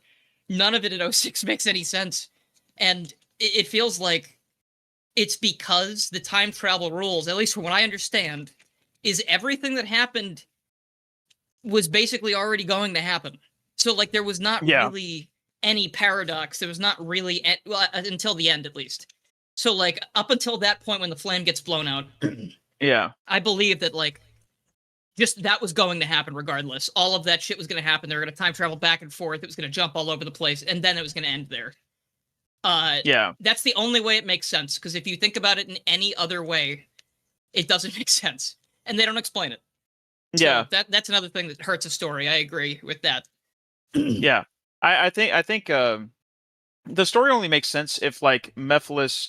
Because to be fair, like Mephiles' whole plan was to join back up with his other half to become like the ultimate being, right? Like that's like the kind of like That's kind of the overarching thing. He's just a I guy don't know regretting why a he- breakup. He just wants to get back together, you know. I don't know why he couldn't just do that. Because the Like gameplay- why Yeah. did he have like a vendetta against Sonic specifically? Because that's the only time where that would make sense. I mean, if he he like needed wanted at to least torment to him. cry for Iblis to be It's- freed. It's see the thing Yeah, about but it even is, before I think that, it's yeah. arbitrary. The whole game is extremely arbitrary because the reason Mephiles needs Sonic to die is because it's the only thing that would make Elise cry. Also, and like- that's the only thing he needs. There's is for her to surely other cry. ways And- of making and I- Elise and I'm cry going as to- well. Like, And I'm going to Yeah, quote. punch her in the face. yeah, just hit her. Listen, if Mephiles fucking killed Sonic, he could punch her in the face. That's Or not as Mephiles bad. just Yeah. kills her cat or something. Like, that'll do it. Like, It's awful. Just punch her. Stub her toe or something. You know, what's the Yeah. criteria for her crying? her Does she step on have a to Lego. cry? Does she have- just obviously put on we're a joking, really but, sad movie or it's- something. Like, this it speaks to the game's thing. The problem with it is not that the story is bad or that the elements that go into it are bad. It's the fact that there is nothing concrete with this. Mephiles You know, is Yeah. just like. there are no rules here. If there were Mephiles is just like, rules, then you could- Princess, I've rented Yeah. a movie. Have you ever seen Toy Story 3? Like, Oh no. it's a fun time, Yeah. at least. You should watch it with I mean, me. I guess like there are rules, but they never explain it. So whenever things happen, you just have to go, "Oh, okay." Yeah, I think He that's what it says, is. It makes you "Give feel Elise- stupid over and over again. Yeah, I Elise a think bowl of also onions. like the criteria of Elise just crying, just in general. I don't know. It Crying like we've been arbitrary. saying, like Yeah. there's plenty of ways to make someone cry. It doesn't even have to be sad. You could just do it in any way, and like it's like Just make a laugh. I don't know. Like, make a laugh Now- until tears yeah. come out. Yeah, like. Could show her. Yeah, I was go like, to wait, hold Sunset on, City now- and she would laugh really hard. Now, here's my question: is it like actual crying, like you also need the emotion of sadness or whatever it is, or is it just tearing up? They never Because if it's tearing up, specify. it's even I was gonna that's say even easier. I yawn and I tear up. You know what I'm saying? Like I fucking He's Oh, so you- sad it was- about the it was- fact that he's tired. He really wants a little more energy, you know? It's just No, So like- you're crying at. I- Oh my god, you're You crying as cry you're when you tired. yawn, So pussy. sorry. Yeah. Okay, no. alright. Like, is it Right, just yeah. shedding tears, or is it like the he's, actual he's, motion he's of yawning sadness, in you know? woman style. Excellent. Yeah. Pup, But, I'm gonna like, need you to shut up. But anyways, yeah, I think that's like the worst story for me because it's one of the only Sonic stories where as soon as you pull one thread out, like the entire canvas you kind of falls apart. You know, collapses. it just collapses in on Mhm. itself, and Well, we got They- limited they didn't time really with your think thread. it What through. about, like, a positive one.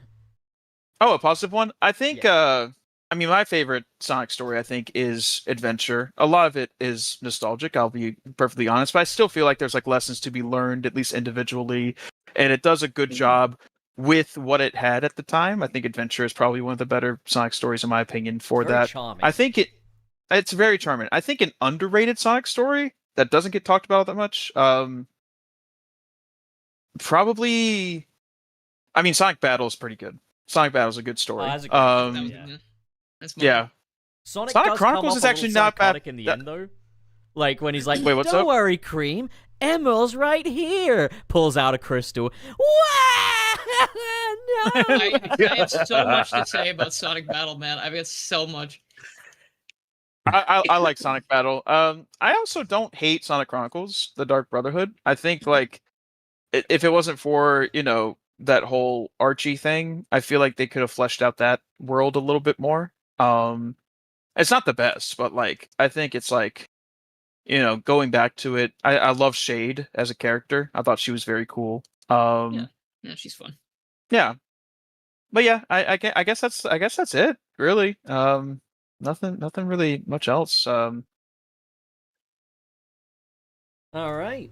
I'm surprised we went into like stories that we like. I thought we were just Yeah, hitting up I mean, like that was the stuff the- we No, don't like. well, because we I got gotta limited go time first. with Yeah. Trey. Yeah. I figured we'd do. Oh, like, let okay. Trey get Alright, it all alright. out. yeah. Let it all Yeah. get out there and shit. You know how it is. Yeah. Keep Elise away from the onions, otherwise the world is over. Also, that also goes to show how terrible of a father. Like her dad is terrible. Yeah, don't Oh, cry, hey, we gotta Elise. prevent Not this even if you step disaster. on a Lego. Yeah. We got So she has to suppress any emotion, like most emotions of sadness, because it would eventually lead to crying if it Just gets a most little too emotions. overbearing. Yeah, like you can't feel anything. Yeah. Oh Like, my god! Like this guy is an asshole. Like I he mean, is the there's piece of shit. like I'm glad he's dead in the story. He was also dying. I mean, like, it was his fault he was dying. Like, I guess he didn't really think that through. Had it coming. He definitely had it coming, yeah, because he was. Dude, I mean, like, if you think about the story, that story's fucking insane. They took their god, and they were experimenting on it in a lab. Like, that's exactly. I mean, that's kind of that's heavy the real metal world would do. right there. That's pretty. I think epic. the real world would do that if we captured God. Personally, This is what I like about 06 though. Is like you're gonna laugh Isn't it because crazy? I'm gonna drop the same old name, but Sonic 06 is a fucking Zack Snyder movie, man. Like that's why I like it. I just vibe with. Why do you groan though? Like it is. It just is. It's not very sensible. Get it? You love him. But it's full of aura and hype moments. You know, like. That's why I was saying, like, it's a little ridiculous. It's ridiculous. It's a little over the top at certain points, but it also tries to kind of reel you in by taking it serious. And I feel like I can meet it halfway. Reverence, like it's going for biblical reverence. Again, like we said earlier, if they didn't take it seriously, then it would have just been a totally different ballgame. It would have felt like Sonic Colors. Yeah, if it had the same story, approaching and you go, wow, that's not good. It's like like wow, you don't see those every day. And it's like shut the fuck up, Jesus Christ. It's just about one of the worst things that could be in front of you. So wait, hold on. It's like Mephiles. Oh boy, wait, this looks like a problem. It's like Mephiles is right behind Sonic, and then he's right behind he's me, right behind me, isn't he? He's right behind me. No, it's just Sonic getting fucking. Wait, Mephiles does. Sonic, he's right behind you, isn't he? Mephiles does the move. No, Mephiles does the move that kills Sonic, and right as it hits, it freezes, and Sonic goes, "So, you're probably wondering how I got into this situation." Yeah, freeze frame. I'm gonna die. All right. In that case. Freeze frame. I'm dead. Freeze frame. I'm gonna die. Unfortunately, this is where my story ends. Yeah. So let's go back to the beginning. Or is it? Since we did Trey last, let's just go ahead and pass Snort 2 to Frank, and he can do his highlight story. Backwards. I guess I'm not gonna say best. I'm just gonna say highlight story, just because yeah. There's no best. We know. I can't really go with a specific game, and I think you did hit up an adventure. I do want to I want to say specifically like Gamma story and adventure, just because. Yes. It's pretty beautiful. Yeah, it just kind of wrapped itself up pretty well. Doesn't feel like there's as many loose ends or something that you'd have to question. The only thing I would question is how sentient are these robots when they have, because the animals inside of it are only used as a power source. How sentient are these robots? Like they're fucking sentient. And they don't. They seem to not. Series. They seem to not follow like the 3 laws of. Well, obviously they don't follow the 3 laws of robotics, but it's like they're able to turn on their creator. It's very interesting. Like how many robots in media actually do that, and also wraps itself up like within one story. But it's very weird, Robotic but I've always wondered. I've always law, questioned that one. Breaks the laws of robotics. Yeah. No, I agree. I love that, Frank, and honestly, it's the same thing, because you can show someone Sonic Adventure, and you can show them any of the stories, and all of them have good moments. But if all they see is, "Whoa, I don't know, what's going on," and they see it at that and take it at face value, being just dumb and goofy, it's unfortunate, because there are moments in games like Sonic Adventure and Adventure 2 that. Like they will genuinely get you if you give them the opportunity. I think if you care about what's happening, you care about the characters, it's impactful. Yeah. It's one of those things where, like I said earlier, as a wrestling fan, where it's like you kind of have to meet them halfway, and that allows you to actually take in the story rather than be like, I like this. The story's okay with all these scrunkly little characters with like overly exaggerated like mouth movements, but it's like that's really taking me out of it. And it's like, no, I can look past that as long as what I'm being presented is entertaining enough, or if it doesn't seem like, it seems like there's actual stakes to it. And there was. And then obviously you have Tails at the very end, all's well that ends well. And it's like, dude, what the fuck, man? Time and a place. Tails, thanks. Yeah. But yeah, Gamma's story is just like a highlight out of that whole thing. I do enjoy Adventure's story. It's not Shakespeare or anything, but it's like one of those things where I can sit down, I can enjoy it. But Gamma's, for some reason, it's like that was like my favorite to go through, and also it kind of questions how sentient like these robots can be. Yeah, it tugs at your heartstrings because it's like I love it. And it's the first time we ever played like, a Badnik. Yeah, it's the first time we ever played piano at the end, man. It's good. That Gamma's theme, I love it. Also remind you that Gamma's theme, some of the only lyrics in it are "It's my pleasure" and "Ready to die." Sick. Which is and the from thing the is, very it's first moment he shows up. It's like it almost feels like like Gamma's going through like a whole redemption, or like he's trying to save like all of like his supposed family. Like his brothers. And then it's crazy when you think about it, like Beta's whole thing is revenge. Yeah. He gains some kind of sentience, but goes in a much different direction. It speaks to how special I think Sonic Adventure's story is, in that, like, it is very kind of slice of lifey in parts. Like, it's got that Love Actually structure. And it's like, you're following Sonic, which you expect. Yeah, Tails, you expect that too. Knuckles and Amy, sure. But now it's like we're getting to see a peek behind the curtain of what goes on in Eggman's world. And, like, to be one of the robots that Sonic is beating up effectively. And it's very unexpected with Gamma. Like, Gamma's story is one of those things that's just much better than it needs to be. It doesn't even need to be there, really. But it also contributes to making Robotnik more compelling as well, because you see that he's not only cruel to animals, he's cruel to his creations his as own well. creations. Like, Yeah. To the point where knows no the bounds, second they mess up one time, and he sends them all off to random. He doesn't even destroy them. He sends them off to random parts of the world and forgets about them. And no, wait, hold on. Oh, does he actually do them? Because do things? the first thing he does is have Gamma sent, or not Gamma, has Beta sent to a room to be upgraded. Because Beta failed. And that the first boss. Then the others failed, and they were all teleported to random places. Well, the only thing it's missing. Go away. One thing is really missing, though, is after he sees that, they should have had a moment where he kind of contemplates things, and you can hear him singing, na na na, na na na na na na na. God, I hate that so much. Gamma is so interesting to me too, because the thing about him, obviously he speaks, he's got a voice, he talks in the cutscenes, but he says so little usually. He's just watching. Yeah. He's watching and experiencing everything, and just trying to figure out what he's trying to do and like what he should be doing. And he lets the people around him. Oh God, I love it. He lets the people around him, like even the bird who wordlessly sits there and just looks at him, and then Amy, who will talk to him like a person and not just like a tool of war. And he decides on his own, like, I'm gonna do something. It's like surprising how much. It's so good. It's surprising how much free will those robots had. Yeah, but also I love how like at first when Amy's like, don't you get to make your own decisions? You just look at Amy like, shut up, you stupid idiot. He's a robot. But then like you realize, oh no, she's onto something here. Like, wait a minute, hold on. Eggman must have forgotten to add some extra parameters on these robots. What the hell? He forgot the oh baby form rare. Also, it's amazing. It keeps happening too, like, because Omega is one of Sonic's greatest allies now, and that's yet another time where Eggman's programming has failed, and robots have just realized they want to do something else. Maybe there's a little kindness to the Doctor in that he gives them their autonomy. Hold on, I don't think it's on purpose. I don't think it's on purpose. Wait a minute.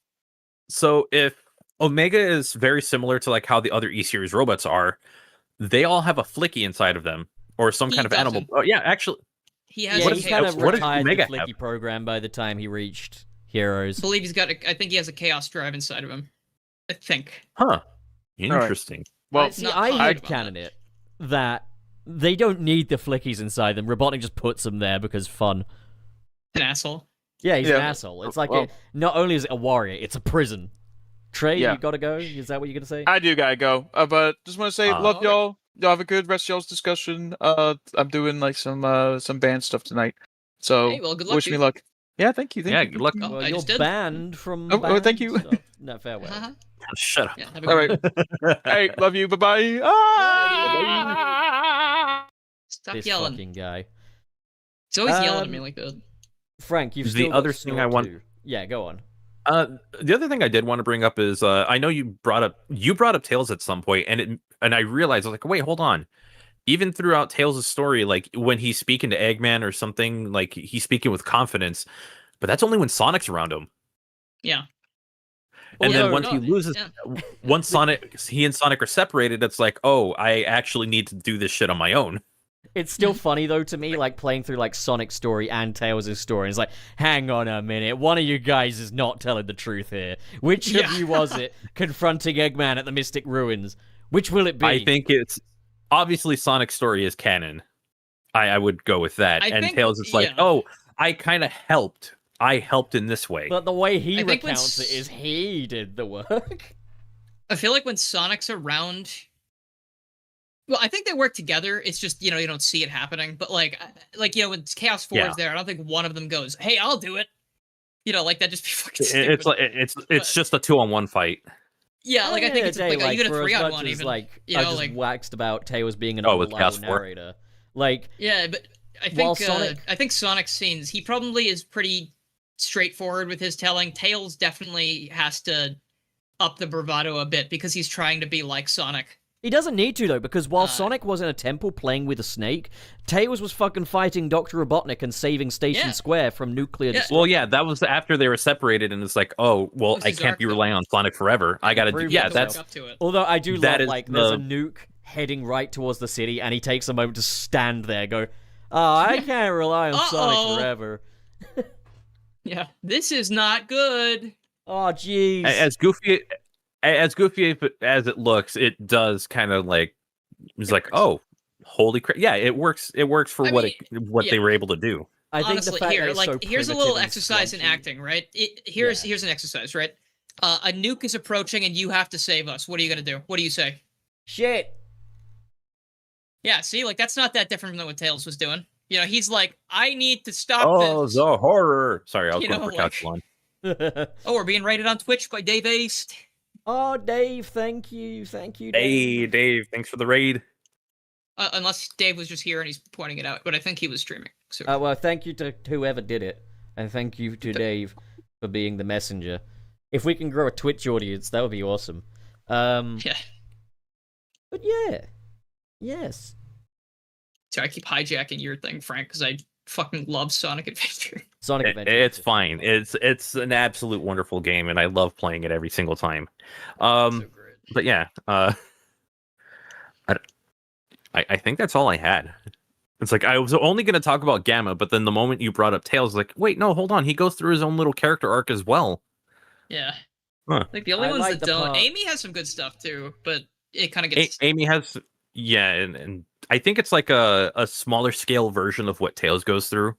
I liked Yeah. Amy's story in Where- Adventure 1 as well, because I feel like Adventure 1, like, for all the people that say, oh, Amy's whole character revolves around loving Sonic and stuff like that, Adventure 1 really establishes her as kind of just this every woman in the Sonic universe, and it's set... She makes the little joke about, like, cute couples getting free and stuff.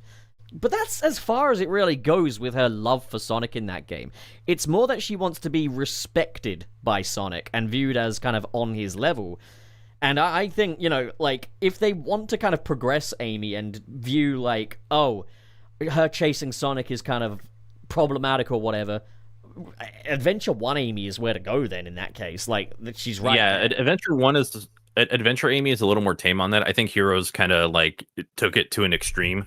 Yeah, like, Heroes Yeah. dialed it up a bit, whereas, Yeah. like, Adventure 1 Amy, like, she just wants to be respected and she wants adventures. Adventure 2 Amy, she's on an adventure but doesn't know what to do with herself, and then compassion wins the day. Like, she had great arcs in those games, and I know that a lot of people tend to bring up, well, she's matured now, so she doesn't act like that anymore, but then I'm like, well, then she's outgrown what was interesting about her in that case. Like, retire the character at that point, like...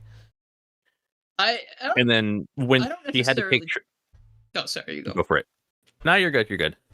No, I was gonna say I don't think retire the character. I don't want him to but, retire like, the character. I just want them to write her well. just- But if the I don't think- Crossroads version is the product of her maturing and how she's going to be, retire the character. I mean, actually, I had some stuff to say about Amy and my like favorite story that actually isn't a good part of the favorite story. But I don't know. Frank, did you want to say what you were going to say before I launch into my Sonic Battle tirade? I had to double check my audio real quick, but because I noticed I was cutting people off, I was like, oh no, it's happening again. It did. Anyway, but it's not only so much that she's either looking for respect, affection, or whatever it is from Sonic. When something happens, like she just takes charge. Yeah. Like she's like zoned in on like her task of like reuniting the Flicky with their family. Yeah, exactly. And even she's very endearing. And would go from like running away from Zero to like, all right, you know what, we're just gonna go. Yeah, it's like, hey, you should not have done that. You're a bad person. I'm killing you. This is me killing you. Oh, No, and yeah, it was great Fez character. who rated us. It was, Thanks, yeah, Fez. Fez Cool. Penguin rated us. Thank you, Right. Penguin. Sorry, I couldn't see it on the YouTube side, so I just I let assumed Dave it- say you're being rated. I assumed it was Dave because he was streaming earlier. So Sorry. sorry about that. Yeah, fuck Sorry. Dave. Thank you, Penguin. How dare you call us numpties? I don't even know what that means. It was me who raided you on Twitch, you numpties. All right. But yeah, so I'm good. I'm ready to. Snort 2 technically goes to me next, but Dylan, you kind of want to speak. Do you want Oh, Snort 2 gosh. first? I would love to, yeah. Yeah, here's Snort 2. So, I made a video a while ago called The Best Sonic Story or some, shit like that. And it was about Sonic Battle. I already said that it was going to be about that. I played Sonic Battle when I was a kid, right? I was a child. I played on the Game Boy Advance. And I didn't see anything wrong with it. I liked it, played through the whole thing, didn't have a problem. Had a lot more time back then, obviously. But didn't really delve too deep into the story. I was more interested in the gameplay back then. Fast forward to YouTubing years, which is now, obviously, but I mean like a couple years ago. Whoa. I played the game again because I was playing every single handheld Sonic game I could find. And I was like, the gameplay of this game is very good when it's not forcing you to do repetitive tasks over and over again, which it does the whole game. But the Yeah. thing that stuck out to me is that the story is just so strangely well written for the time. Not that Adventure and Adventure 2 and things like that weren't well written. It's just like the caliber of what they do in this game is kind of crazy to me, because this is another game where you go through stories one by one and you see perspectives on things, but it's not like Adventure. You don't end up replaying the same events every single time. You do intersect occasionally, but it's more important because you get more of the context of what the character's going through. And different from Adventure 1 and 2, I know we mentioned, or maybe I was just thinking about this, or maybe we talked about it earlier. Adventure 2, Knuckles just kind of shows up at some point. And he's like, "Hi guys, I'm here." Yeah, he comes out of the I don't drain. think we did. Maybe we I don't didn't think talk. we Maybe did I bring was talking Yeah, about that earlier. but it's still worth bringing up though. But yeah, so like for instance, Knuckles just shows up there, right? And he just Yeah. kind of like bumbles into the adventure. He's I'm got here his own too. thing going on. Everyone else has their own thing going on. In Sonic Battle, every single story has a purpose, and it teaches a lesson to Emerald, who is just the most wonderful character that they have ever made, that I think they have ever written in these games. Because he goes from literally a thing that Eggman throws out as trash. This is just literally nothing. He went and found this thing that was in his grandfather's notes. That's something that is such a, obviously like a thing he holds in high reverence, I would imagine. Like this Yeah. shit, like Project Shadow, is something my grandfather worked on, so I could probably use this and it's good. He throws it away. It's not useful to him. Big mistake.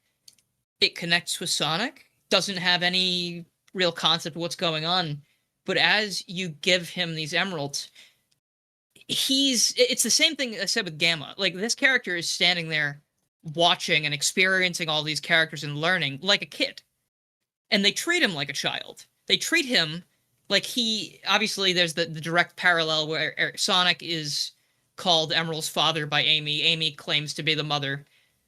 I'll get to that in a second. That's the thing I think goes way fucking overboard for this game in particular. But for most of the time, every character has a very fun and unique, and I would say special relationship with this character by the end of their story. They all do so much with him and show him so much, and especially the highlight of it, I think, is having Shadow and Rouge there, who aren't usually in the Game Boy Advance games for some fucking reason. I think they should have at least been in Advance 3, but that's neither here nor there. In battle, Shadow's story, he's originally going to destroy the Gizoid because it's capable of destroying the world, and at this point, he knows what he's doing, he knows his mission, and he's trying to keep the world a better place for Maria. That's what he wants. He learns throughout the story and through interacting with all the other characters and seeing everything he does that Emerald is sort of like him. He's just sort of displaced out of time, and he's trying to find a new space for himself. Like, he's not doing anything wrong, and Shadow acknowledges that there's the potential for him to do bad things and be a weapon, but he's sort of like a weapon with a soul, like he calls himself in Metal Sonic in the Archie comics. Having Shadow help Emerald get the last Emerald, and then him being the one to set him free by using the code word of bringing hope to humanity, is like, it does so much for that character at that point where they were using him, because the stuff around this time is like Shadow the Hedgehog, and it's like, that's fun, sure, but it's just so interesting to see how well they dialed into every single character's personality and character traits except Amy. Yeah, playing the eating disorder thing off for laughs wasn't the one, but Shadow is immaculate in battle. It's like, I could not, and like even like the stuff with Cream, where it's, you might argue it's kind of tedious, but it's still Emerald learning mercy. Like, it's not like he's killing people, but he learns from Cream, oh, fighting can make people upset. And he goes, oh, I don't like making my friend upset, so I'm not going to hurt this person, even if they're going to hurt me. Like, I won't make my friend upset like that. And, it's him learning both. It's him and Cream learning at the same time. You can't let yourself die, for a friend like that. Like, even though it's like, you think you're doing something nice, I guess. And Cream learns there are times when you can't just sit by and not do anything, because you don't play as her. That's another like genius thing too. Like, in the story, they must have communicated with the game design team. Cream is not playable in her campaign until really close to the end. She refuses to fight and lets Emerald do everything. And then when he's getting his ass kicked, that's when she goes to help him and realizes that, like, fighting to protect someone is different than fighting just for fighting. And that's another crazy thing. Like, every story has something insane in it. And then you get to the end, and Emerald is this fully fleshed out character with 8 or 9 full connections. He's got a nemesis in Dr. Eggman. He's acquired every Chaos Emerald, so he's basically all-powerful machine. And he still gets duped by Eggman, and Eggman fucking... He ruthlessly turns him back into a tool. And it's probably, I think it's one of the hardest things to watch in this whole franchise, because it's not only, like, you've known this character for one game, but you've met him and seen him change and grow through the lens of like 6 or 7 different people who are all kind of his surrogate parents as well, and also you see the impact he's had on them as well. You see the impact he's had on them. You see that you've also been building him too, because he's a custom character. Like, this is kind of why I think Forces fell flat too, because they could have done so much more to make the character feel like they were a real part of this. But it's like if they let you fucking kill your own avatar at the end of Forces. That would have been sick. It wouldn't have felt the same though. But like, at this end of the thing, like with Emerald, you have to beat him up because he's going crazy. He's gonna go nuclear and destroy the entire world. and Sonic has to, he like kills him by accident. He literally has to just defeat this robot like he always does.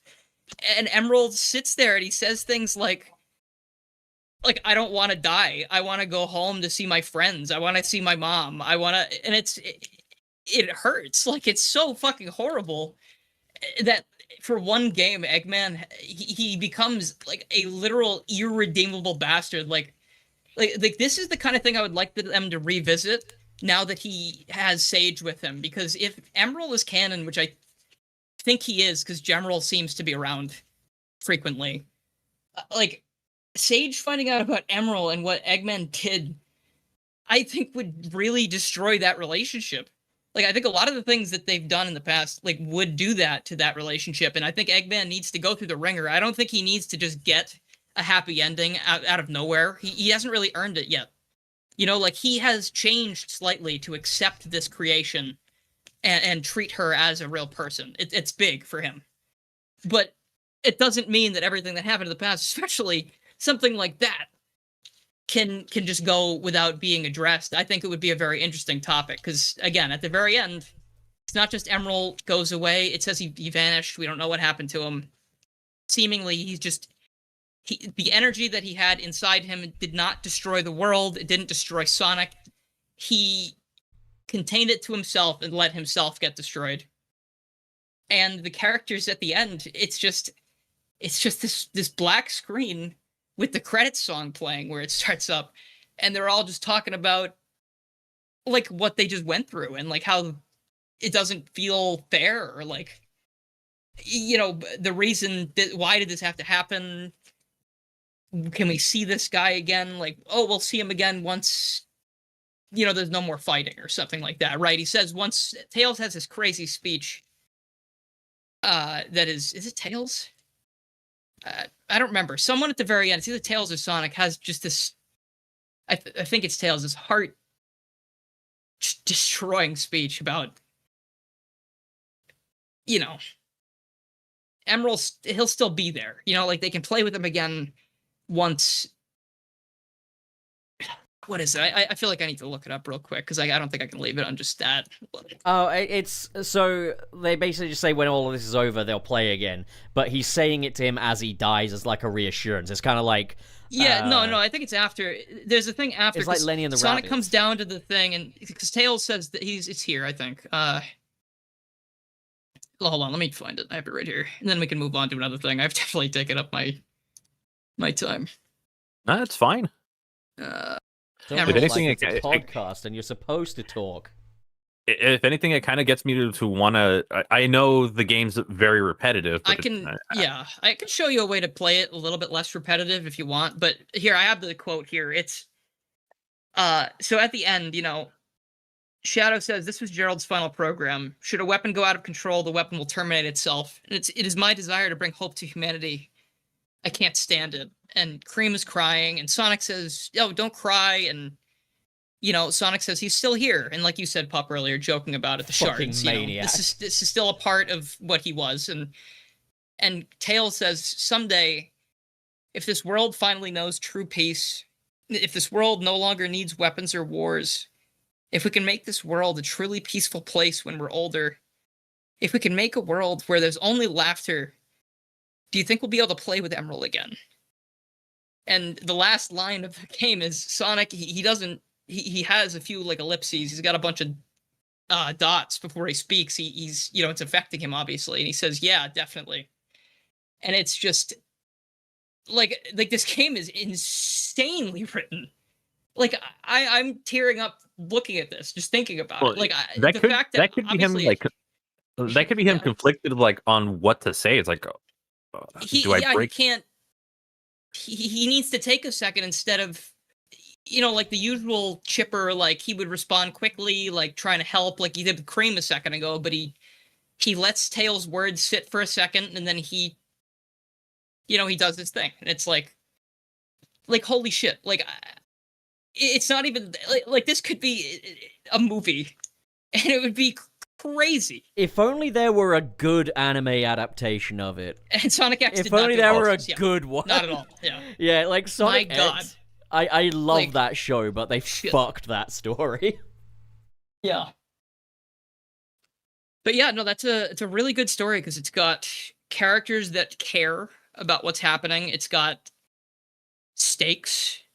I feel like it's really hard to predict. I think until the very last second when, Eggman flips the switch and starts ruining everything, I think you could think it's going to be a happy ending. Like, Emerald wins the fight. He's going home to his friends, and it hits you. It really fucking hits you in the gut. I don't think I was expecting it as a kid. I don't remember my reaction. I just remember my reaction as an adult just being, especially after experiencing the other Sonic stories I had in a row, that are very basic.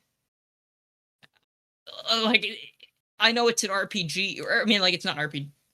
I guess RPG elements, I guess. It's like an RPG-ish game, right? It's an RPG-ish combat, fighting, whatever game. Needs a good story for a single-player campaign, because let me tell you, the multiplayer fighting is actually really fun. But they didn't phone it in. Like, there are some games you can point to that phone shit in, like TSR's story is like, what the fuck? You were just talking about that earlier.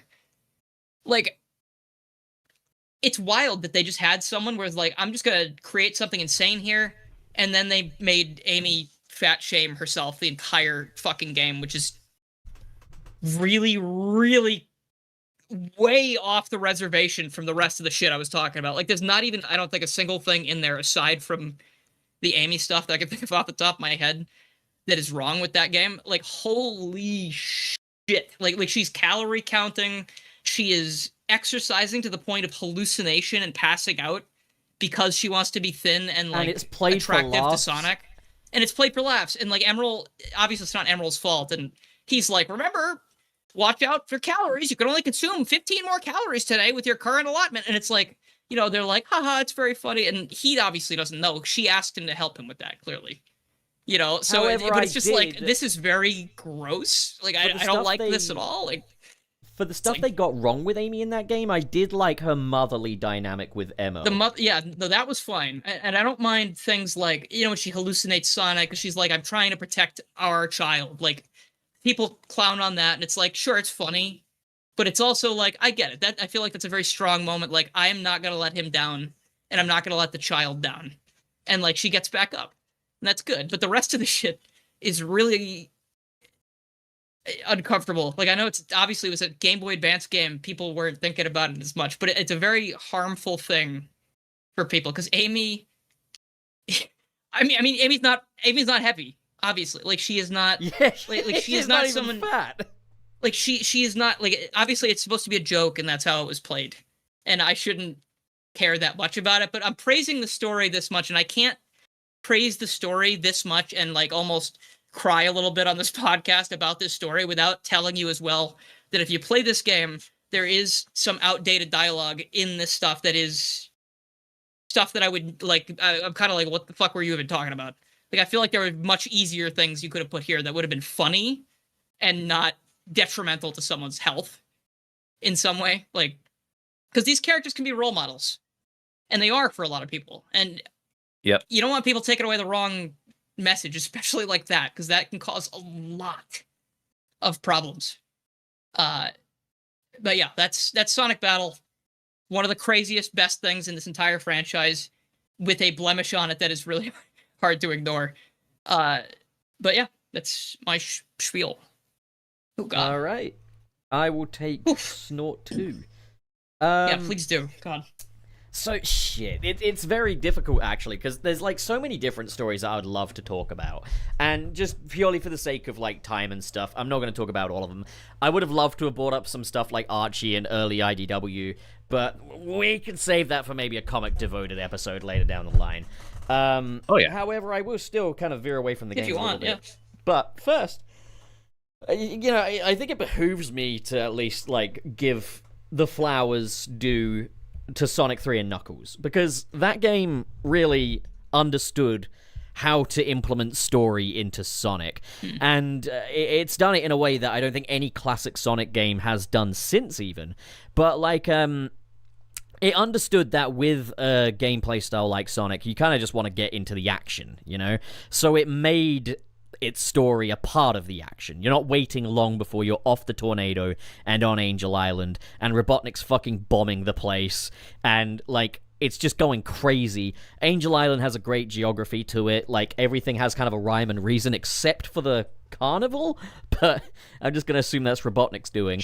But, like, it's such a smartly done thing because every bit of information you need is in the game. Like, Sonic Mania, for example, came later than Sonic 3 and Knuckles, but there's, like, stuff in that story that's not actually clear in the game.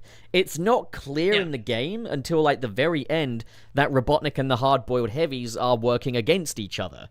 It's not clear at all that Dr. Robotnik had retired and the Hard-Boiled Heavies only became what they are because they defaulted and wanted to follow their own destinies. Like, that stuff isn't clear. Sorry, I don't think that part was actually kept in. I don't know if the retirement part's canon. I believe it's canon, it's just not in the game. But, like, Sonic 3 and Knuckles... manual? Maybe. Sonic 3 and Knuckles, everything you need to know about that story is there in the game, presented to you. And if it's not through the environments, it's cutscenes that are just the right length, and tell the story in just the right little way. And I think it's really great. But now I kind of want to put a spotlight on who is actually one of my favorite Sonic writers, and that is Kyoko Yoshimura. I hope I pronounced that correctly. But she's worked on Sonic X, she worked on Sonic 06, and she worked on Sonic Unleashed. Now, before you might bring up Sonic 06, if anything will tell you, give people second chances, remember, Sonic 06 was directed by Shun Nakamura, who would go on to direct Shadow Generations. So, like, people can, you know, have their little bounce back moment. But one story I really want to draw attention to by Kyoko Yoshimura is a Season 3 episode of Sonic X during the Meta X saga. And I believe the title is Above a Dying Planet. At least that's what I understand the translation to be anyway. Where, like, Shadow and Rouge are sent to this planet to retrieve the planet egg that's been stolen by the Meta X. So the whole, like, logic of the Meta X saga is, like, every planet has its own egg, and when the egg is stolen, the planet dies. And so they're just in this dying world now. And Shadow and Rouge encounter this character called Molly, who is this young fighter pilot. And basically, Shadow gets to kind of know Molly and stuff like that, and draws up some very similar parallels to Maria, in that she's very selfless and very kind-hearted and stuff like that. And Shadow kind of tries to get a bit of a redemption here, in that, like, when the Meta X appear and do this assault from the sky, Shadow is, like, really pleading with Molly to retreat, like, to give herself a chance at a life, because going in to this battle would be suicide for her. But she defies Shadow's orders and goes in anyway. She flies her ship directly into the Meta X's battleship. So, fuck you, Star Wars, you're not original. The Holdo maneuver is not original, and this was way better. But yeah, Molly fucking dies and sacrifices herself. And Shadow kind of ponders, like, why people like Maria will throw their lives away for others, you know, that probably would never do the same for them. And it's kind of, it feels like a war drama, really. Like, you see a bit of, like, Shadow's kind of tug of war between, like, the logic and emotion, you know? Like, why should Molly have died? Even though, like, what she did was noble and stuff like that. And we kind of see even an emotional side to Rouge as well. Rouge, who usually keeps composure, lets out a blood-curdling scream when fucking Molly dies and stuff like that. Unless you've watched the version, by the way. Unless you've watched the English version where Molly is like, I must go now, my planet needs me, and then she just flies off. Which completely decimates the entire intent of that storyline, by the way. But I love it when they would take time to actually, you know, focus on other characters in Sonic X. There's an episode that Knuckles gets to himself in the first season, and Shadow gets this episode to himself this episode. And yeah, it's just a brilliant story, but she's written lots of other great scripts for Sonic X as well. Some of them have been a bit more comedic, like there's the one where Sonic really doesn't want to be on that fucking cruise ship, and that's a fun one. But I think, like, Sonic X is home to, like, not only just incredible characterization for Sonic and his friends, but some really great stories, some really solid adaptations of game stories, with the exception of Battle. Sad. Fucking Battle. Sad. And even some kind of continuations of those adventures, like how they kind of had that the kind of Eclipse saga where, you know, Dr. Eggman has restored the part of the moon that he destroyed post-Adventure 2, and he's accidentally set it to Eclipse mode, allegedly, and now he's selling sunlight to people so he can be elected president. Like, that's kind of what I'd want from a Sonic Adventure 3 storyline, you know? Like, that's a really cool continuation. So, yeah, I think, you know, those are some of my favorite Sonic stories. Obviously, got to shout out Dark Beginnings as well. Like, Dark Beginnings is fucking awesome. Like, one of the best pieces of Sonic media made. Even though the story's so simple, just like, there's so much. And guess who was also in that one? Emerald. Yeah, Emma. Like, there's a lot of you know, characters that make for great stories. I think, you know, if you got Shadow in there, great story. Emerald, great story. Knuckles, usually great story, unless it's a TV series. Like, you know, like, yeah. Rip. Yeah. Yeah. No, I agree. That Sonic X thing does get me a lot. Like, it is a shame that 4Kids neutered it so much. It's also just a shame, though, that, like, Kyoko Yoshimura was kind of the main writer on Sonic up until, like, Unleashed, and then when Pontac and Graf took over... Well, I mean, like, they obviously had someone else take over for the overall stories and stuff like that in Japan. But, like, you know, this was prior to the ending. Like, this was the ending of that era, basically. She was the one that did those, like, stories from that period. And I think she really had a great grasp on these characters and kind of the tone, even if, like, 06 had its issues and stuff like that. Like, Unleashed has a pretty solid story, like...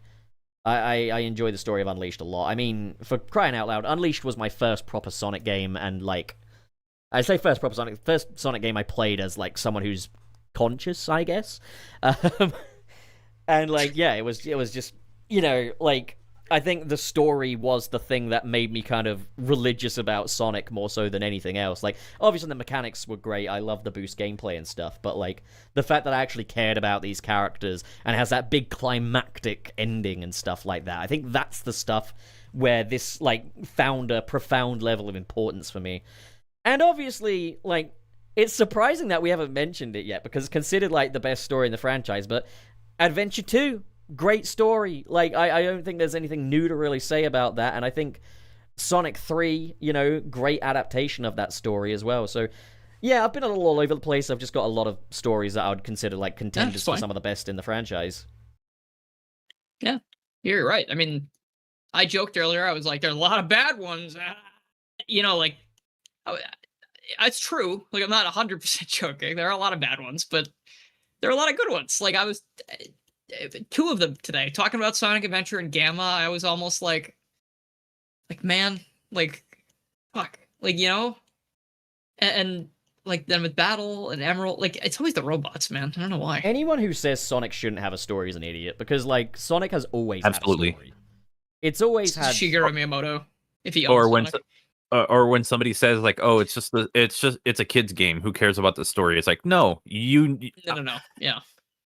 Do not do them a disservice by saying it's okay to have a shit story. Yeah, even going back to, like, Sonic 1, there's still themes. Like, nature versus machinery and stuff like that. You've got, I mean, for the sake of balancing, you know, it kind of did get messed up a little bit because I believe Labyrinth was supposed to be the second zone, but it wasn't in the actual in the full release. The fact is, though, like, the final thing still works. It still communicates its point clearly enough. So, like... it, you know, like, Sonic 1 still had a story to it, and, like, Sonic 2, you know, there's the launch of the Death Egg and stuff like that, and Sonic 3 is an epic, effectively. So, like, it was kind of one of those things where, like, at the time, like, reviewers were like, oh, we want Sonic to go back to the good old days, Sonic don't need big stories and stuff, and then we ended up with stuff like Lost World, which feels masturbatory to the classics, while... completely inauthentic. Like, it's nothing. It's also the thing Frank said about, you know, oh, it just because it's a kid's thing, oh, it could be bad. You know, like, that is the worst mentality to have. And that's why so many cartoons and kids shows just turned into garbage for a really long time. Because I think, you know, there were writer strikes at some point and, you know, for obviously good reasons. Maybe and we don't need these incredible writers in. It's just going to fly over the kids' heads. And it's like, it doesn't. It's just like, it's even if it does fly over a kid's head, think about all the times, obviously, people our age, right, have said, "Oh, this SpongeBob quote." Like SpongeBob is a kids show. I'm not going to beat around the bush. It is a children's television program. We watched it when we were children. Still do sometimes, but that's because when they wrote it, they were writing it for anybody. They were writing it so that a child could comprehend what was happening and enjoy what was going on. And maybe if they were a little bit farther along, and like they put in things they would enjoy, and maybe if the kid was a little bit farther along, in like just I don't know, like mental development, whatever, they do get some of the jokes, and then they can try and explain it to some of their friends. Then they get to enjoy it more. Or it's like all of us, we go back and just cherish this shit because we go back and we see it like, oh, I didn't get that when I was a kid. It was also just really fun to see, like, these writers, like, seeing what they could get away with as well. Like, with children's entertainment. Like, that's always Animaniacs so much was fun like to that. see. Animaniacs, that I'm shocked got away with some of the shit they did. But, no, fingerprints. I was thinking about that, especially. But, I mean, have you ever rewatched the karate episode of SpongeBob? Like, the one where, like, SpongeBob and Sandy can't stop karateing each other in the workplace, and Mr. Krabs is like, if I see that happen again. And, like, there's that point where SpongeBob puts the foam hat on and is like, gotta use protection. And, like, and there's that bit where fucking Sandy grabs SpongeBob's giant rubber tongue and is, like, putting the hot... Like, they knew what they were fucking doing with this. Like, they knew what they were doing. I didn't clock that. It's an allegory for, like, sex addiction and sex in the workplace. Not to mention the character's name is fucking that. I feel like Sandy I've heard that Cheeks. before. Like, that was about as racy as you could get. Like, yes, that obviously, I'm not saying like you need to include innuendos or anything like that, but SpongeBob specifically was very good. I mean, a lot of shows were good at just being funny. It was just funny. And then, like, if you didn't get it as a kid, you could still laugh because, then SpongeBob went, bah! Yeah. Like... I love how, like, the second episode of Rocko's Modern Life is called Who Gives a Buck? That's just so fucking funny. Yeah, like, that's really in your face about it. Or like, I guess I was talking about this... What the fuck was I talking about Banjo-Kazooie earlier about for? Was that today? Oh, yeah, no, we were talking about it when we were talking about ukulele. Yeah. So, like with Banjo, like... Shit, what was I saying? Well, Yuka has Trouser Snake in it, and it's got the batship crazy. Oh, yeah, sorry, the humor in Banjo I meant. Like, the humor in rare games, stuff like that. Like, it's stuff that a kid probably won't notice, but then same kind of thing. You go back and play the game, and you're like, oh my god, there's just balls all over this game. They push it a Ratchet little. and Clank. Talking about balls. Ratchet and Clank games. Yeah, they push it a little. Yeah. Like, it's fun when you see them push it a little. But it's also, like, I think, like, more companies should be interested in giving their kids shows adult appeal in that, like... Look at it this way. You could release, like, Batman Unlimited. Batman Unlimited is like a children's Batman show right now, and it is very basic, baby's first Batman shit. And so, no one is, like, going out of their way to stream that as an adult. Whereas, like, with Batman the Animated Series, it came out at the time of its initial run, and it had such staying power that it's a hit on streaming services. It does really well on Netflix. They're making even more out of it today because of that. Like, Batman the Animated Series is a cultural touchstone, and that was ultimately made for kids. Yet, like, it's treated just as an adult show without the swearing. And I feel like that's what good kids entertainment is stuff for adults, but without all the cursing and the sex and the poop. Because it treats the viewer with respect. It's not going to insult their intelligence by making it overly kiddie or anything. Precisely, and that's where, like, say, Sonic Prime comes in, is it talks down to its audience. Whereas, like, something like Sonic Boom, even though it's sillier and lower stakes, it doesn't talk down to the audience. If anything, Sonic Boom is, like, it's entertaining the kids, but it's constantly winking over at the adult audience, like, hey, look what we did. And I'm just like, hey, I see what you did. Fans, too. I just also, back to the thing about, like, kids, like, oh, they won't even notice. They clearly do, because look at us talking about this shit and the stuff we experienced as children. Some people just don't understand that those years do matter a lot, and, just because something, I guess this gets back down to, like, just because something was made for a child doesn't mean that it's specifically for children, like SpongeBob or cartoons or video games. When I was a little that kind baby of thing. boy, It's like yeah. one of the first movies I ever watched was a VHS of Toy Story 1. I'd play it on repeat, and I still fucking love Toy Story 1 to this day. So it's fucking like awesome movie. Like and I'm those not things saying that can shape us. Like they can bring us to where we are now. Like they give us inspirations for what we want to do. I guarantee you some of the stuff Pups made is influenced by things he's seen over the course of his life. I guarantee some of the stuff Pups made is fucking garbage. I guarantee everything he makes is horrible. Motobug stuff, I think about it a lot. It's fairly derivative of some things because I like humor from certain shows a lot. Like it is very SpongeBob-esque. It is very like Danny Phantom and it gives me Spark the Electric Jester vibes in parts. Kind of how very workers' rightsy it is. Oh, okay. Yeah, no, I was saying like my personal inspirations just for humor, like Chowder and SpongeBob and I don't know, YouTube stuff, certain YouTube things, certain movies, certain my shows. inspiration I can't name everything off the top of my head. It's important to people. My inspiration for the humor of Speeding Ticket is the NBC sitcom Superstore. Yeah, see, like, it's good that happens. Like, that's why we even have different takes on Sonic in the first place, or different takes on anything in the first place, because someone else gets a shot. Or, like, the entire comic book industry wouldn't exist if it wasn't based on, oh, I'm going to let this new guy write it now, and he's going to change literally everything. But, we just kind of have to, we just go with it, and we can just pretend that, it could just look like the one that you like, and like the new people like the new comic or whatever. It's like, it's all about, oh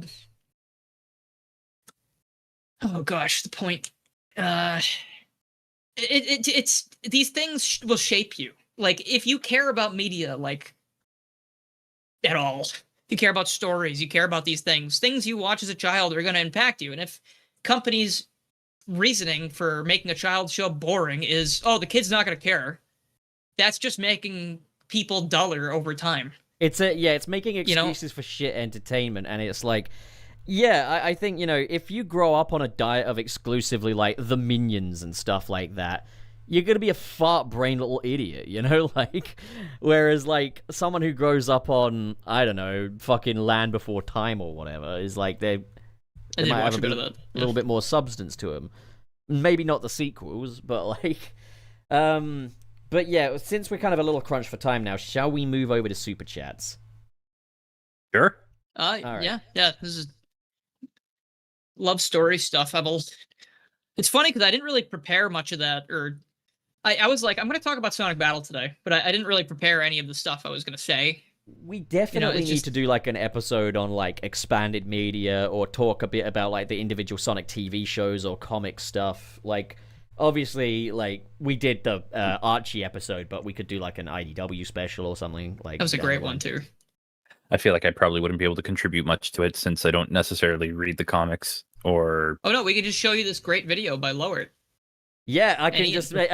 remember that. Remember how we had to, like, buckle down and do some research before that episode? We didn't have to. I actually liked it a lot. It was like a 7-hour video about the Archie comics, and it's still not everything. It's weird how high effort entertaining it is as well. It's so good. I mean, I know it's a compilation, I think, of a lot of videos from the last, however long, but it flows together so well. But it's also done with, like, such a fun, like, vibe to it. Like, absolutely, yeah. But okay, we'll go on a super chat. So, Dilnor, you want to start us off with this one from KB here, Borger? Yeah. Let's see, KB, $9.99. Thank you. Would you say that Minecraft insists upon itself, Pup? It insists upon itself. Honest to God, I respect it, like, for what it is. It's just not... It's not for me. I still think I could find you a pack that you would enjoy. I think you should could get back off, bro. I don't want it. We need something. If only if only we met him around the time that Minecraft was doing their Hive event for Sonic the Hedgehog, where it had like a bunch, where it had like the mini games in it, because that was probably the best Sonic content you got out of Minecraft. It doesn't matter how many ribbons you tie around it. I don't want your cock. Well, Minecraft. Next question. Or super chat. Borker. Next super chat, please. Move So along. Giorno sends 10 Brazilian reals. Frank? Reals? See that? Okay, so Yeah, hey or guys, dollars. So worst story of Sonic? Some would say Prime. I pointed that out. But actually is the IDW annual where they make Jet a total bum to prop up Whisper. Genuinely made me dislike Whisper for a while. Not anymore though. I know what you're talking about. That one bit where Jet's like, "Oh, you could join the Phantom Rogues, the Babylon Rogues." Phantom Whoa. Thieves. And like, yeah, he's way out of character there. And I know some people have said, "Oh, maybe that was sarcasm," but I think it's very difficult to convey sarcasm. She saved his life. You would So need he's like probably serious. you would need like a good face, like he would have to have like a good facial expression to like show that it was sarcasm. But I'm I assuming suppose it would be in like, this though, instance there wasn't. If someone rescued Knuckles and he's like, "Hey, you want a round with the Master Emerald? Or some cool ranch Doritos?" Yeah. Oh, Yeah. okay. Yeah, pretty much. Yeah. No, I Okay. agree. Frankenborker. All right, Blade Fox with the $5 super chat. The Hollywood elite won't share his food. What a surprise! That's true. Very true. Yeah, he They didn't will share not any share. shit with us. And he left the bum. He Left early. You know, left early to go he got his pursue words in and then he left. his Hollywood party. Yeah, he'll never know what we think is the best Sonic story. Sickening. Borker Dylan. Did you do one? Yeah, he did. Oh, okay. KB with the $9.99 again. Thank you. Thanks to the DLC, I can now have Sonic and Friends race in what looks like a cardboard box. Best thing ever. Yeah, I didn't realize agree. how It is good very those fun. minecarts would be until I saw. Yeah, you could just make them all one color and stick a Sonic sticker on it, and it's just like, hey, it's a cube. I love it. Everyone's racing in the cube. I wonder if it's made of flint and steel. Well, no, because then it would catch fire the first time it hits anything. I miss my wife when she enters the cube. Borger. Maybe you could put flint and steel and then use the fire aura on it. Flint and steel. Okay, so I think it's my turn, isn't it? Or is it Dylan's turn? Yes. No, Okay. I just went. Giorno with the 10 Brazilian reals. Thank you very much, Giorno. The thing with Force is, you get a beginning and an end, but in a game, the middle relies in the gameplay, and when you have interactive visual medium and you fuck up the interactive aspect, it's ass. Yep, you about hit the nail on the head right there. In the most That's simple way probably possible. the most accurate statement I've ever heard. There's regarding no Forces, I think, there's yeah. no content to that sandwich. It's a bread sandwich. I always said, It's like, when Sam made the sandwich, the joke video where he made the sandwich. That sandwich, if it was Forces, it would have just been the two pieces of bread. not even. It would have Yeah. been more basic bread than that. I remember I said at the time, actually, like, Sonic Forces is like getting a piece of unbuttered toast as your birthday dinner. Yeah, God. Yeah, that's true. it's another very true statement. All right. I mean, it can be good. Toast so- is good sometimes. Frankenborger. Mr. SP with the 1010 US. Oh, interesting. Thank you. The Phantom Ruby is so powerful it makes a guy like Infinite seem like almost a threat, sort of. Unfortunately, it gave Sega the power to stop caring about Infinite. If Yeah, nothing pretty about much. This Ruby, then you shouldn't have it. I feel like though we could go for like a very slow burn redemption arc for a villain someday, and I think Infinite would actually be quite a good one to go for. I saw a really I would good just- video. I would just retcon Infinite, like redo the story He's for just him. got a cool design. I just want to see it again. I know. I wouldn't mind if they brought him back and just tried to just make him different, like do something else. But I guess that hasn't really worked for Zavok yet, really. I would He's just still around. Though, like the thing with Zavok is I don't want him back because just fundamentally he's just a Bowser clone, which I object to. Whereas with Infinite, I could yeah, he's a dull villain, but at least there's something you can build on. It's like, hey, give that design a better personality, and I'll be there for it. Whereas with Zavok, He's a dull villain with like a terrible Better backstory. oh yeah, the Yeah, backstory. I would give him the Broly treatment. I would just completely rewrite him. Like It's a good point. Yeah, Forces I could do that. no longer canon. Let's just get this new story with Infinite, and I mean, I'm sure they could get something much better. I like the design. I do like the design, and Liam O'Brien does a great job voicing him. Like Oh, he yeah, he's very good sounds with the voice. intimidating. Very sinister. It's just the problem is like since the character is such a bitch, like it's just it doesn't fit at all because Liam O'Brien's voice is so good and menacing. And then so you just kill like his second boss fight takes like 8 seconds to finish. Yeah. Like you use the fire wisp, but he dies in 3 seconds. Like it's the dissonance between I think it's what is it called? Is it called the ludonarrative dissonance? Is Yes. that the right term? Haven't heard Yeah. that one in a while. It's been a while, but yeah. Meaning that the story, or I guess in gameplay terms, in terms of a video game, ludonarrative dissonance would be they're telling us like Infinite's kicking everyone's ass in every single cutscene. He picks Sonic up like a toy and throws him around, you know, whatever. And then 3 seconds later in the boss fight, you have no trouble whatsoever beating him. And then at the end, they tell you lost, and you're like, no, not really. It's not lining up, right? Like, if you're in like a swimming pool and you tell a story that has a lot of contradictions, it's ludonarrative dissonance. Shut up. I see myself out. Wait, hold on. No, you're doing the stream. We're still here. ludonarrative. But yeah, also retconning or just completely removing Sonic Forces from like from the canonical like timeline or whatever. Chance to redo that story because Eggman It just wouldn't change anything. It also removes the character assassination of Knuckles. It also removes the apparent psychopath that is called Sonic for being tortured for 6 months and being okay with it. And just being also bear in mind, fucking classic Sonic blew up the Death Egg, which was full of prisoners. Yeah, so I didn't think about that. They didn't save them the first time. Well, I mean, we didn't see it. It never was mentioned. That's true. All I know we is were never during the Zavok we were fight, never told. So like a lot of these things can be implied. I think didn't all of the barriers shut down once they shut Sonic's down? So I thought. Well, I mean, I guess it's implied they all just leave, but I mean, it's it would be implied, quite an so that's not really undertaking cool to enough. get all of those fucking prisoners off. There were so many had a of big them. You show. see them in the Zavok fight. Yeah, they had a pretty big shuttle though. There's so much to be in. Like it's all left up to interpretation, which really sucks for something like this because you do need. God. I'm sorry. I just thought of the worst possible scenario. Oh no! Oh my god, dude! No, they don't die on the Death Egg. They get saved when Sonic gets saved, right? They get saved when Sonic gets rescued, and those are the fucking troops that die in Operation Big Wave.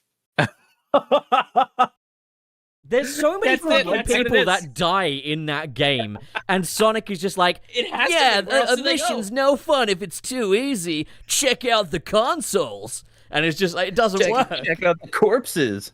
If there's any instance where Sonic needs to like shed a tear, it's this one. Oh my god. Holy shit, I think that's my new headcanon, they recruited all those guys off the fucking Death Egg. I think Sonic had just been like vaping the entire game, and that's why he's like that. The story in this game gets worse and worse. We're gonna double puff, double boost, double hit. All right, okay, we got to move on. We've been on this super chat for a while, so Borger, is it me or is it Dylan or who is it? Who got it? It is Dylan because I did the one from Mr. SP. Heard that. Go on, Dylan, shit, you okay. big ham sandwich. Okay. Wait, where is it? You did Mr. SP, the Ruby. Jorno with the 5. Sometimes Sonic should shut up. I think he talks too much, like in movies. IDW 50 and DCX Sonic. Just let his actions speak for themselves, like in X and SA1. Yes, I agree. I agree with that.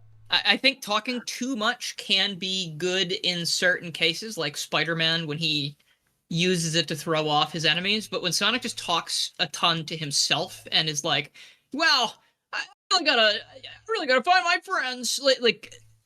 Yeah, no, I agree. He could just kind of be like thinking about it, like.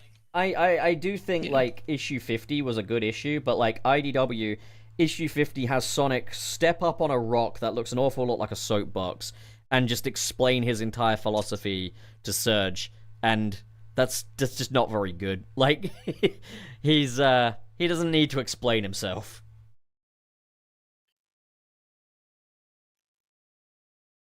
Yeah.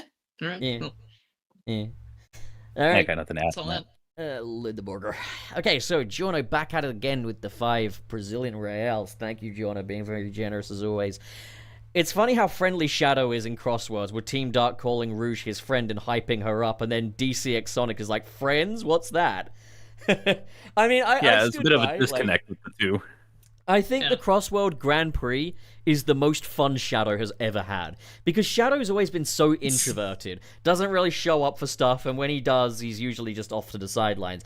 Here he's like all in. He's or, all in, and he's talking to everyone. Random person. He's never had more fun. Got a little bit of headcanon going on. I think he found he found his closure in Shadow Gens. Oh, and obviously like the comics don't, they're not really canon. They kind of are, but they aren't. Like, it's like I feel like it. I don't know. I feel like it really depends. Oh, actually, with these DC ones, I doubt they're canon. Not so DC it's no, like, those no, I don't think those ones are. Yeah. So that's why it makes more sense when it's like he's friendlier in Crossworlds, but then when you get into like the DC comic, he's like, "What the hell's a friend? I have none." Yeah, I also have a suspicion that the DC crossover comics were probably written like a while ago and probably didn't have a ton of.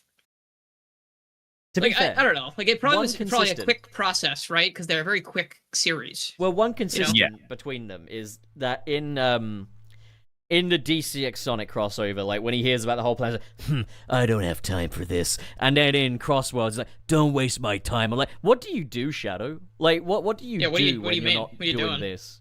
He's fishing. Like, what's up with your time? But he's not, because Big invites him, and he's like, no. It's like, what? That's my favorite. Well, no. Here's the thing. Game, dude. It's because he's fishing, but he doesn't want to be around other people when he's fishing because he thinks wants that all the dubs. Yeah. He thinks there'll be bad luck around him, or that they'll be too loud, or they'll try to talk. He'll scare the.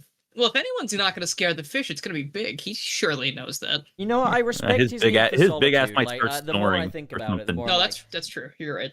I think it's nice that us introverted types have like Shadow, like we've got Shadow. Want to go fishing after this?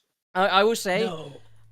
I saw someone so put good. in the chat like Sonic was at his most autistic coded in Sonic X, and I agree, and I miss it. I liked it like that when it's like Amy will be like, "Hey Sonic, we're going to the beach. You want to go?" He's like, "No, I've got napping to do today. I got a nap. Yeah, you guys go. You go ahead. I'm gonna nap." Like that. I fucking hate the beach, dude. I'll take that side. Like I love the beach. I do like Ian Flynn, and I do like the way Ian Flynn writes Sonic, but my preference is not this outgoing, everyone's friend, charismatic Sonic. It's the quirky little naps all the time loser Sonic. I like that one. I think it's also it's better earned when he's really nice to you. Like, I'm not saying he shouldn't be nice to people. Like, he's obviously a hero. Things like an IDW, for instance, where he'd stop on the side of the road because someone's like, Sonic, wow! Like, it's like awesome, right? It's great. I like that. But I do like the idea that he can, be quiet and he can be snarky, or like, I kind of have that. It's sort of like Boom Sonic a little bit, like he can have that. The idea that he sort of has like attitude to him. He's got an intimate attitude. side as well. Like, he can like sit down with a book and just relax and stuff like that. Well, I mean that, and also like I think what you were saying about how he's friendly to everyone. I think it gets a little disingenuous to a point because, like if he treats everyone like he treats Amy and Tails, like it kind of feels weird, doesn't it? Like, why would he treat most people like his best friends who he's known for fucking 40 years? Another great example from like X, because they really get Sonic right in Sonic X. I find he should be a little standoffish. I think in some cases, like I think it's fine. Like if someone, well, one of the things I really like about like the season 2 finale of X, which is where like the universal convergence is going to happen and Sonic needs to go home and Chris kind of fucking kidnaps him. Like Sonic gives Chris all the space to realize that what he's done is wrong. But Chris has a bit of a meltdown when he realizes that Sonic does not view Chris the way Chris views him. Like, Chris is almost kind of dependent on Sonic. Like, whereas, like, Sonic is like, as long as I can run, I'm home. But what you did in kidnapping me was wrong and stuff like that. And they kind of, like, have Chris explore, oh, shit, maybe, like, Sonic's a little colder on me than I thought. But then they show at the end when nobody's looking, Sonic's got his little tears coming off of his face as he's taking Chris home. And it's like, so he's very private about his emotions. He comes off as very aloof. He's not necessarily going to be all warmth and hugs around everybody. Feels genuine. Yeah, he likes his space, and he's private with his emotions, and that's respectable. And like, I feel like with Sonic now, he just doesn't have those emotions in the first place, and he's just always happy to hang out with everybody. And like, I do miss aloof Sonic, but like, you know, at the end of the day, I still like Ian Flynn's take. It's different from what I want to see from the character, but like, it's also worth noting, I only really came to these conclusions of what I want from the character recently, so like, you know, I can't exactly claim I didn't ask for it. But yeah, I'm eager to see where they take things too. Like, that's also a part of things. Like, sometimes I don't know what I want till I see it. Other times, I will talk to you for 50 minutes about Sonic Battle. And then, you know, like, I'm eager to see what they do. I think Ian Flynn's an awesome writer, and he gets writing the characters a lot more than, you know. And again, obviously, back in like the Pontac and Graph era, I don't think that Sega was telling them to write them as characters. I don't think that was their yeah, no, they were doing as they were purpose, asked by Sega, and like a lot of the weaker, a lot of the weaker Sega's elements of like Flynn as well. But for example, his Amy, it's all mandates and things. It's mandate based, because if you look at the way he wrote these characters in like late Archie, that's Flynn with all the creative freedom in the world, and the characters are very compelling. Again, very different to how I would necessarily do it, but like, Sonic is very mature in late Archie, to the point where they do, I think, state his age is 16 in that, which I don't buy, because he's got a very healthy kind of relationship with Sally, and like, he's very kind of mature and stuff, and like, he even has like emotions that he displays. But I think another great thing about IDW is we get to see Sonic lose his fucking temper as well, like during the Mecha Sally arc, when like Silver comes back in time to like say, a fucking reasonable crash out too. Oh yeah, like that bit where Silver comes back in time is like, Antoine's gonna betray you. Meanwhile, Antoine's in a hospital bed fighting for his life, and Sonic just grabs Silver by his quills, just drags him into that hospital room. Is like, now go away. He drags him through town too. Like, he drags him through Knothole, and he's like, yeah, I don't care. Like, this is not okay. Like, you need to fuck off. And that point where like, he's saying to the Babylon rogues, you guys better be able to run faster than I can, because I'm gonna make stuffing out of you turkeys. I'm like, holy fuck. That's amazing. I love it. I love the Sonic that will kill you if you fuck up in front. Like, I like that. But that's the thing, is like, the fact that, like, I obviously like Sonic's like spirit. Can I hold on? If you let's do a pure hypothetical, Frank. I want you in on this too, just from what you know about current Sonic and like whatever comic knowledge you have. I think this will be to your whatever you were gonna say too. In the current day, if they allowed someone to be killed on the cast, if like they allowed a character to be killed in the comics, let's say, right, where there's more story, how do you think Sonic would react? What do you think he would do? Because like right now, Eggman killed the whole fucking world with the metal virus, and he was still trying to be like, you can do better than this. You can make up for this. And I feel like if Eggman killed Tails, Sonic would be like, you can fix this. It's okay. Like, I think it would be it's like, who is this? You know? I think the story you'd get would be kind of akin to like Miles' story in Marvel Spider-Man 2, where it's like, for a long time he wants this person dead. Like, he'd hate Eggman and like want Eggman gone, but would eventually return to that sort of, hey, you could still do better. I still believe in your capacity for good. I reckon he'd be very wounded by it, and he'd go through a dark place, but like, I think he would kind of come back to it. Because the thing is, I've seen people say, no, Sonic's spirit should remain unbreakable, and I agree to an extent. I don't want to see Sonic's morality ever truly broken, but I want to see it falter. I want to see him wobble, because that makes him compelling. Like, to know that the element of a story. Yeah, to know that it is possible to break this is what makes the character as compelling. We kind of get that in the third movie. We do, and we get it in Metal Virus as well. Yeah. Like, even though he's like still believing in Eggman's capacity for good, we see Sonic exhausted. Yeah. Like, and you don't get to see that often. I think the fact that it's so rare. Yeah. I think the fact it's as rare as it is, and the way like Sonic X would handle Sonic's emotions. For example, when he's shedding tears at saying goodbye to Chris, you don't actually see his face because he's hiding it. He's looking away. And when he tells Amy that he loves her, the sound, the audio all drowns out because those words are not meant for you. They're meant for her. It's so clever how X handles Sonic's emotions. I gotta say, Gunner Guru in the chat actually had a good point. IDW does call Sonic out on that whole like pacifism bullshit every so often. It does. They do that. It does, but so I don't it could be think leading up to something. I don't think that they're leading up to a point where he'll be like, yeah, okay, killing's fine, actually. I don't like to be that guy that says Sonic doesn't have a right to tell a specific story, but I don't think Sonic stories can actually explore, should Sonic kill and stuff, because I don't think anyone actually should kill. Yeah, maybe not like act in revenge would be more like something that you can tease. There's no satisfactory the point of my conclusion. exercise was, what do you think? Because like this Sonic we have right now is so, like you said, he's so buddy, he's so agreeable, he's so whatever, like that was my point basically. Not that he should kill people. I mean, maybe he should kill Eggman, but like, I mean, my point was more so that like, like it's the fact that like he has been watered down to the point where like if someone was killed in front of him, I feel like he wouldn't, like, there's no Dark Sonic lurking. I'm not saying there has to be, but like you'd think. Yeah, you don't get an inkling of that being a possibility.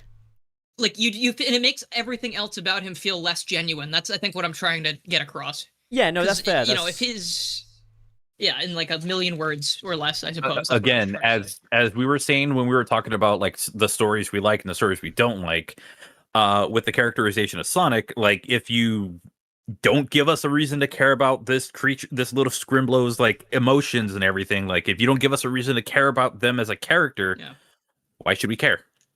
Yeah, like I think it's hard to say with Sonic as it is right now. I think they just straight up wouldn't kill off any characters for that reason. They don't want to have to show Sonic go through that. It's hypothetical. But at the same time, like I know what I would want to see. I would want to see him falter. I'd want to see him wobble, and I want to see him changed by it. But I'd also want to see him come back to himself, come to his senses, and be better than Eggman. Yeah, like, and deny I don't think he would him change that. right now. Or somebody snaps him out of it. Yeah, maybe Shadow could be the one to do that. Shadow, it could be Amy, it could be like anybody really. Hell, even Knuckles, who like they have that kind of whole like rivalry thing, although they seem more like sibling rivalry at this point.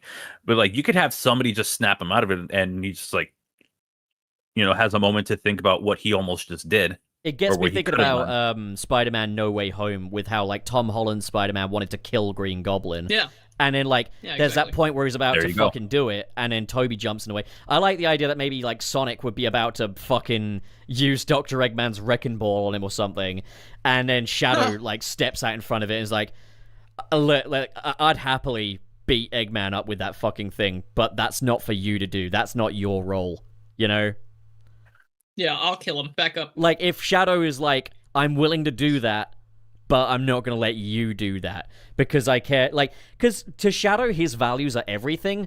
I'd love to see that he has that same level of respect for Sonic's values, that it's like, even though I don't agree with this, I'm not going to let you betray yourself. Yeah. Oh, that could be cool. Be a good... Yeah, they got to kill someone. Give Sonic a pet. Sonic a pet. It's funny, Eggman did that to Sonic in Sonic X. Where he was like, this is he did. You. Like, Wait, no. You're going to turn into that broody... He said something like, you're going to turn into... Or you're starting to look or act like that broody hedgehog we both know, or something like that. Yeah, and at that time, like, Shadow was still kind of, like, not trusted. I suppose we should move along. But, like... okay, so on to the next one. Who is the next one? Who read last? I have no idea. Walker. I guess I'll just say it then. So KB with the $1.99. Thank you, KB. Generous as always. Knuckles shouldn't have led the resistance, to be honest. Well, yeah, that's true. He's a solitary guy. What does he know about rounding up troops? Yeah, he is alone by himself and gets it on by himself. Like, come on, have him fight. They got him off the Death Egg, remember? Yeah. I mean, what happened to the fucking Master Emerald in that story as well? Does he just have that, like, tied to, like, a... Yeah. Does he have it tied to, like, one of those bike parking things? Like...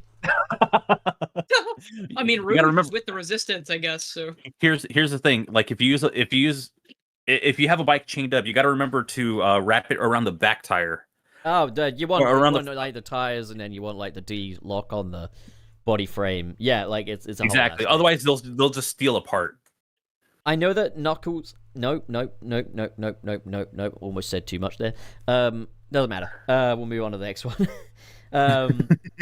Borger. What? Giorno with the 5 Brazilian Real. There's something to be said where Frontiers is redoing all of the arcs from SA1, but now Sonic is the active catalyst by going forward to save everyone. This is the thing, is they've conscientiously made the effort to make Sonic the main character, but, like, he was never the... When you look at the actual stories of, like, Adventure 1, Adventure 2, Sonic isn't the best part of those stories. Even if he was technically the main character of the series, he wasn't required to make things move, to make something happen. He's your There were guy, other characters. effectively. Yeah. He's the pizza delivery guy in Do the Right Thing, effectively. Well, like, he's not, like, a massive active participant in the plot. He's just kind of part of it, you know? Yes. Yeah. Even though, technically, the game's based on him. He's, like, the main guy of the series, but still, like, you have Tails doing something on his own, like, when they split up. Knuckles doing something on his own. Amy doing something on her own. Big and Gamma all doing stuff on their own. And, yeah, they intersect from at different points, but, like, you don't get the entire focus on one character. You see it from everyone's point of view and what they contribute. Yeah, you kind of want, like, the adventures of Tails and Amy with Sonic just occasionally off in the distance, like, haha, well. Or even in Adventure 2, when you see it from, like, different characters, it's like, yeah, you're seeing what they're all doing as this entire story is, like, unfolding. You're seeing what everyone's up to. And, again, they intersect, and then, they split off again. All right, so let's move on to the next one. So, God, the adventure games have great stories. They're so much fun. Yeah, there's like so much to unpack with them. I think that's the thing is on the surface they're quite unsuspecting story-wise, but like there's so much to dig around in. But Deal Nor, Borger. Okay, well.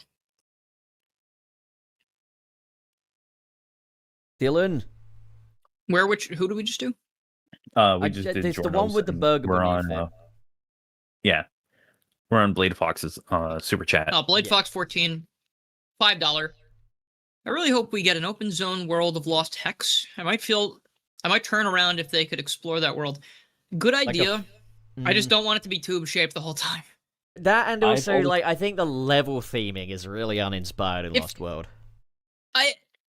Like that, I feel like they could make a fun Sonic-y world if they made a big open world out of it, but like, I do agree, I guess, a little bit. To be honest, I'd be more... empty, like, are there more Zeddy? Are there, like, towns of Zeddy around? Like, they should have, like... I would be more game... More lore. For, like... You just redo the Lost Hex. You just restructure what it actually looks like. Be like, I'd be game for some tube shit and some gravity shit, like, but, like... I don't want to... Not the whole fucking thing, but like you know how like Sonic Frontiers has the sky spaghetti, like if you have the right art style, you can make that work with the tubey stuff, but have like a ground floor to it. But then also I'd say, I'm just not big on the level theming. You've got Green Hill Mark IV, you've got fucking sand and shit, and then you got like you literally have like New Super Mario Brothers levels. Yeah, it's all New Super Mario Brothers locales. Like Which I get it, like the locales, it gets tiring when like, especially if you're a Nintendo fan or you're a Mario fan and that has gone through these time and time again. But the big difference is that at least the Mario stuff was really well designed. Like the levels were designed, even if it felt very uninspired. I would love to explore like the Lost Hex from like a narrative standpoint. Like explore the idea of maybe the Lost Hex as like because like there's lots of different ecosystems all in one place. Maybe it was like this artificial landscape that was like every different ecosystem in one place to like preserve shit, and then maybe like the Zeti came along and ruined it, and that's why it's called the Lost Hex, because it was lost to the Zeti, who's kind of like a folklore mafia kind of thing. That could be fun. Yeah, I've always said that I feel that Sega could take another crack at the Lost World formula, and could actually turn out a pretty decent game. Unfortunately, we didn't really get that. Like, Lost World has no inertia to it. Anyway, I want that sense of like whoosh, you know. Lost World doesn't have that whoosh, you know. I think it was just like, okay, we can take this and we can just try to like make a good game out of what we got. But like, I feel like, you know, they can add some stuff from like Frontiers as open zone. It wouldn't be as fast. It wouldn't be as fast, and you wouldn't fly off as easily. But I feel like they could use what they know from that and the idea of the Lost Hex, and I think they could turn out a pretty cool like open zone, or at least a pretty cool 3D game that has a lot more exploration than say something like a Boost Formula Cyberspace level or something like that. When you think about it, what you're kind of describing there is Sonic Dream Team, because Sonic Dream Team even does kind of a parkour-y thing in that a lot of like a large element of those levels are these big slopey bits that you can like climb up, and then you have to sustain your boost by collecting the little lightning bolts and stuff. Like, it kind of does have a parkour system to it. Like, and they just don't feel as open as something that you can get out of like Frontiers or like oh yeah, they're not open zones. But the level design is pretty open in Dream Team, like as far as like boost levels go.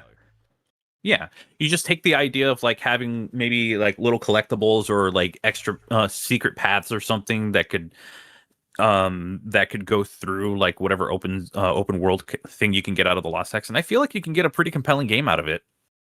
Yeah.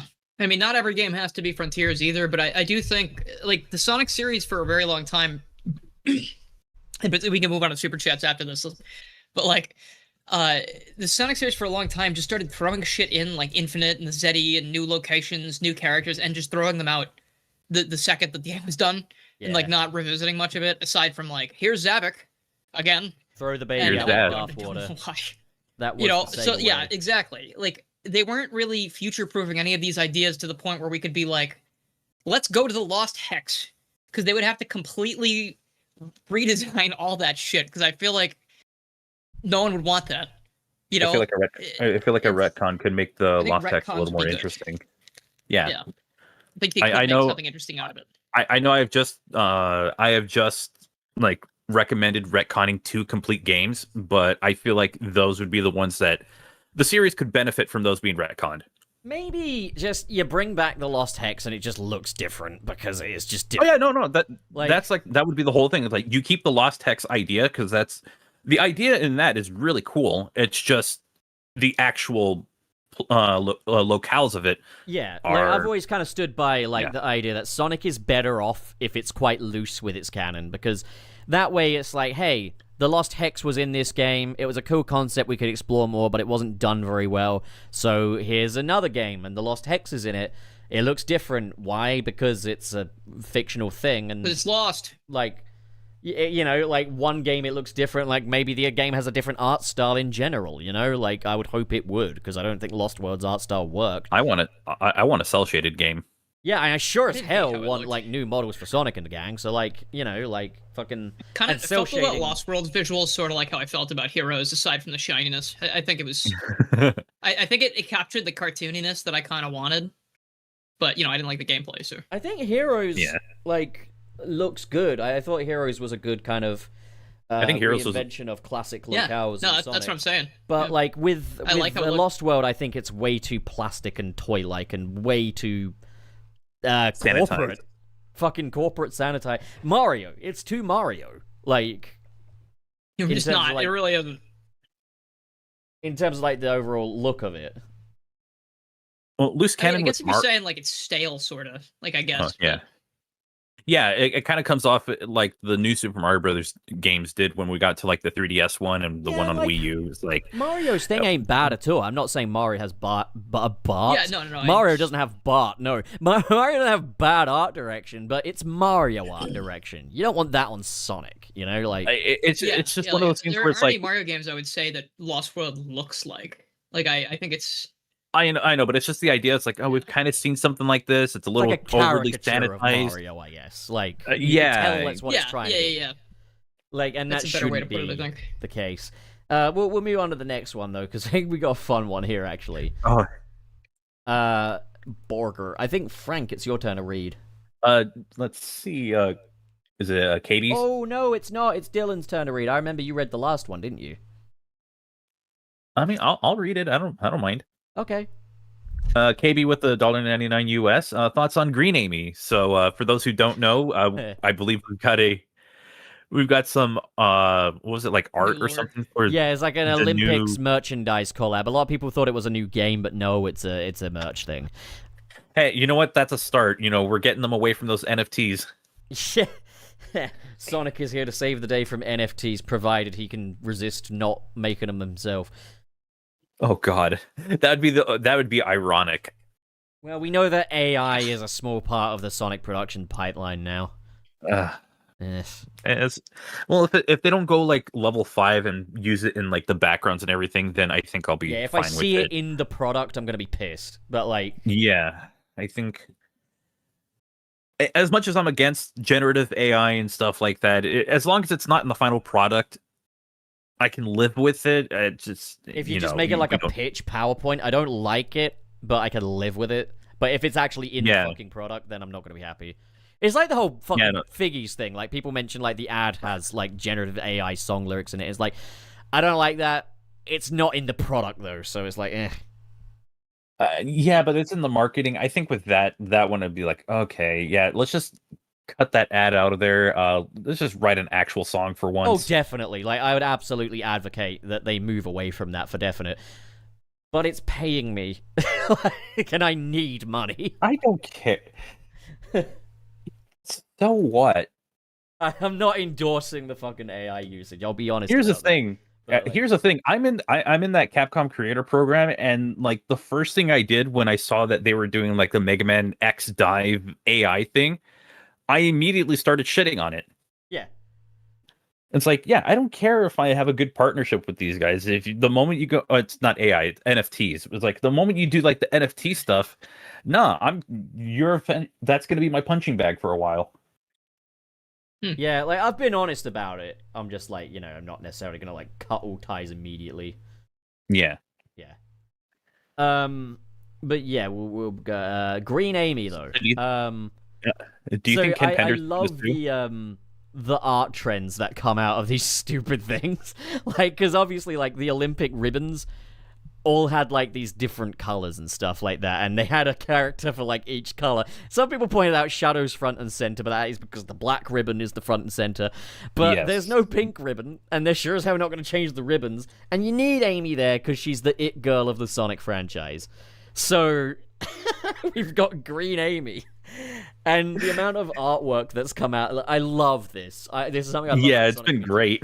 There was that artwork where, like, Batman had Wonder Woman's boot on his head, and it was like, it looked like Amy's boot, and so like Amy versus Batman became a thing, and they've done the same here with like Green Amy. That's amazing. Now imagine if they put Knuckles there instead and put Amy as red. Well, Penders. I think Ken Penders would start having a heart attack. That'd be so funny. I would have done that out of spite. Like, I get it, Knuckles so red, funny. but Knuckles green would be absolutely amazing. Green Knuckles should come back. That's a good idea. I mean, he came back in Crossworlds when he gets slimed, and he also came back in DCX Sonic with Beast Boy. So they're flirting. They're fucking flirting with Penders. Beast Boy, I didn't see that part. Beast Boy transforms into Knuckles. Yeah, he does, outside the Hall of Justice in issue 3.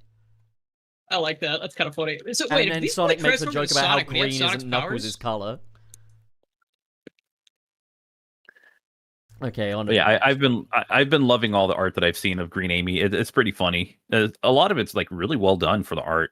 Like, instead of it having it like all one color, it's like different shades of green or something. It's pretty cool. Did you guys see my Green Amy post complete with a song parody? I did see it, yeah. Yeah. No, I have not. I will Frank, look. I'll send you a link. You might like the little lyrics that I've put. It's so stupid. I'll send you that. Someone else say something though while I'm scrolling. Oh, I'm reading it right now. It says, "I've conquered all the chippies." It doesn't say that. That's not what it I says. don't get it. That's I'm not never at going all- to stop. I'm not being British in this instance. I'm just being a guy. Chips and peas and gravy. I'm just I've Dave. hit the fucking lot. I'm just Dave. Here we go. I found it. The only time I've not seen Pup immediately drop what he's doing and continue the chant. I know, right? The first time I've ever seen that. Look, happen if to I've him. got something I've made that I want to show, I'm usually locked in. Yeah, No, give I me a look at understand the that. back. It's funny because usually that gets you. Oh, yeah. Okay, do I it- have seen this one. You do it in the same fucking tone of voice every single time too. It's crazy. Okay, yeah. It's based on the on Afro Man's Because I Got High. Yeah. Yeah. Okay, I did see this one. Yeah. I remember being in middle school when that song came out, and it was like the funniest thing.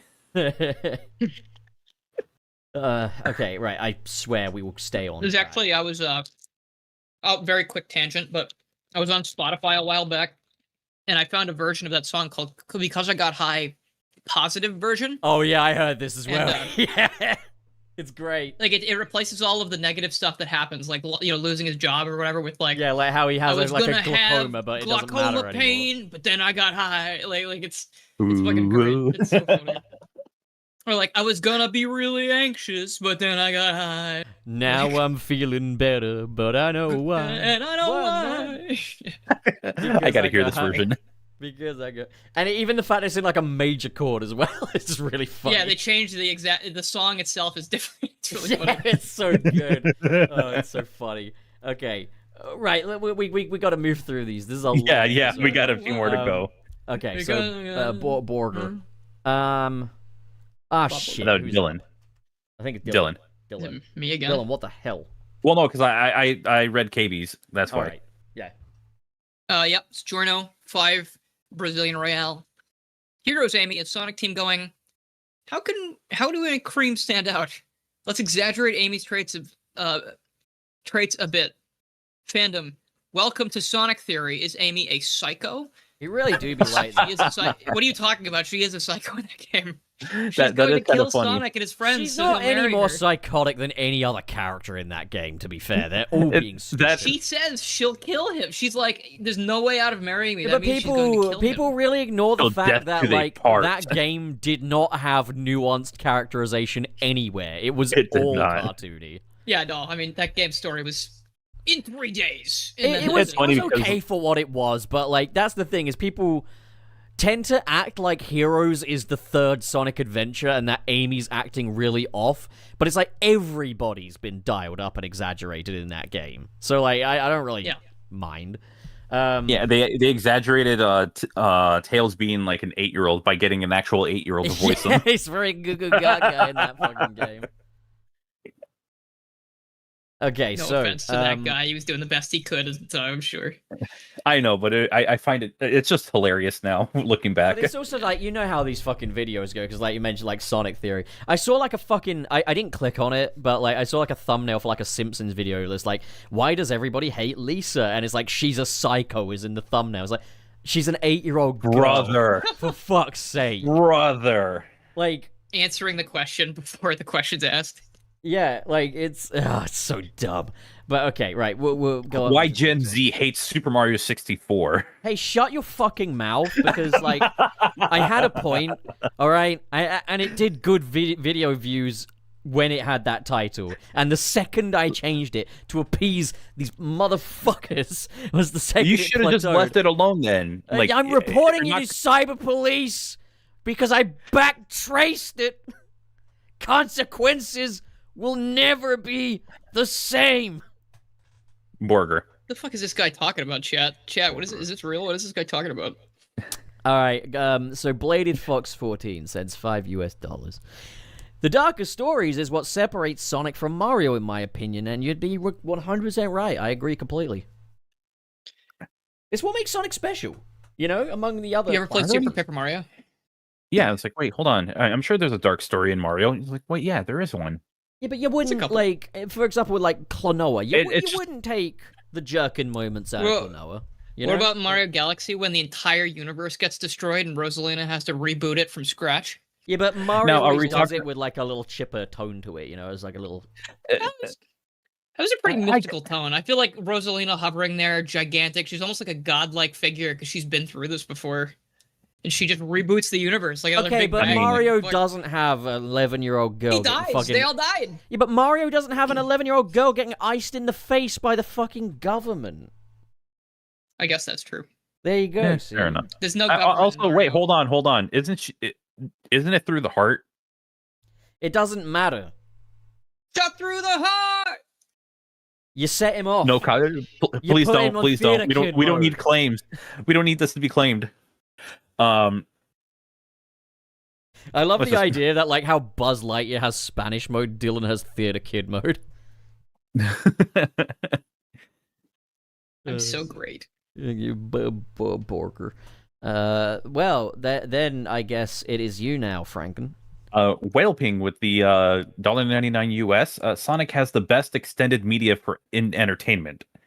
That's a big claim. That's a really big. The thing Batman. is, he has an exceptional extended media. I'll say that much. That's His a extended big media is the claim. only reason he stayed alive for the last several years. I'm not going to all say the it's shit was even happening. wrong. I don't think it's wrong. It's a big fucking claim. Like I think you could make the debate on like other franchises that can claim to have Star the Wars, best extended Spider-Man, media. the fuck Star Wars. Star Wars has too much of it. Star Wars had a fucking huge. Well, yeah, that's big though. It's a lot of extended media. But Yeah, but like, the point I was going to get at was that like Well, it's the best extended media. you can make a debate.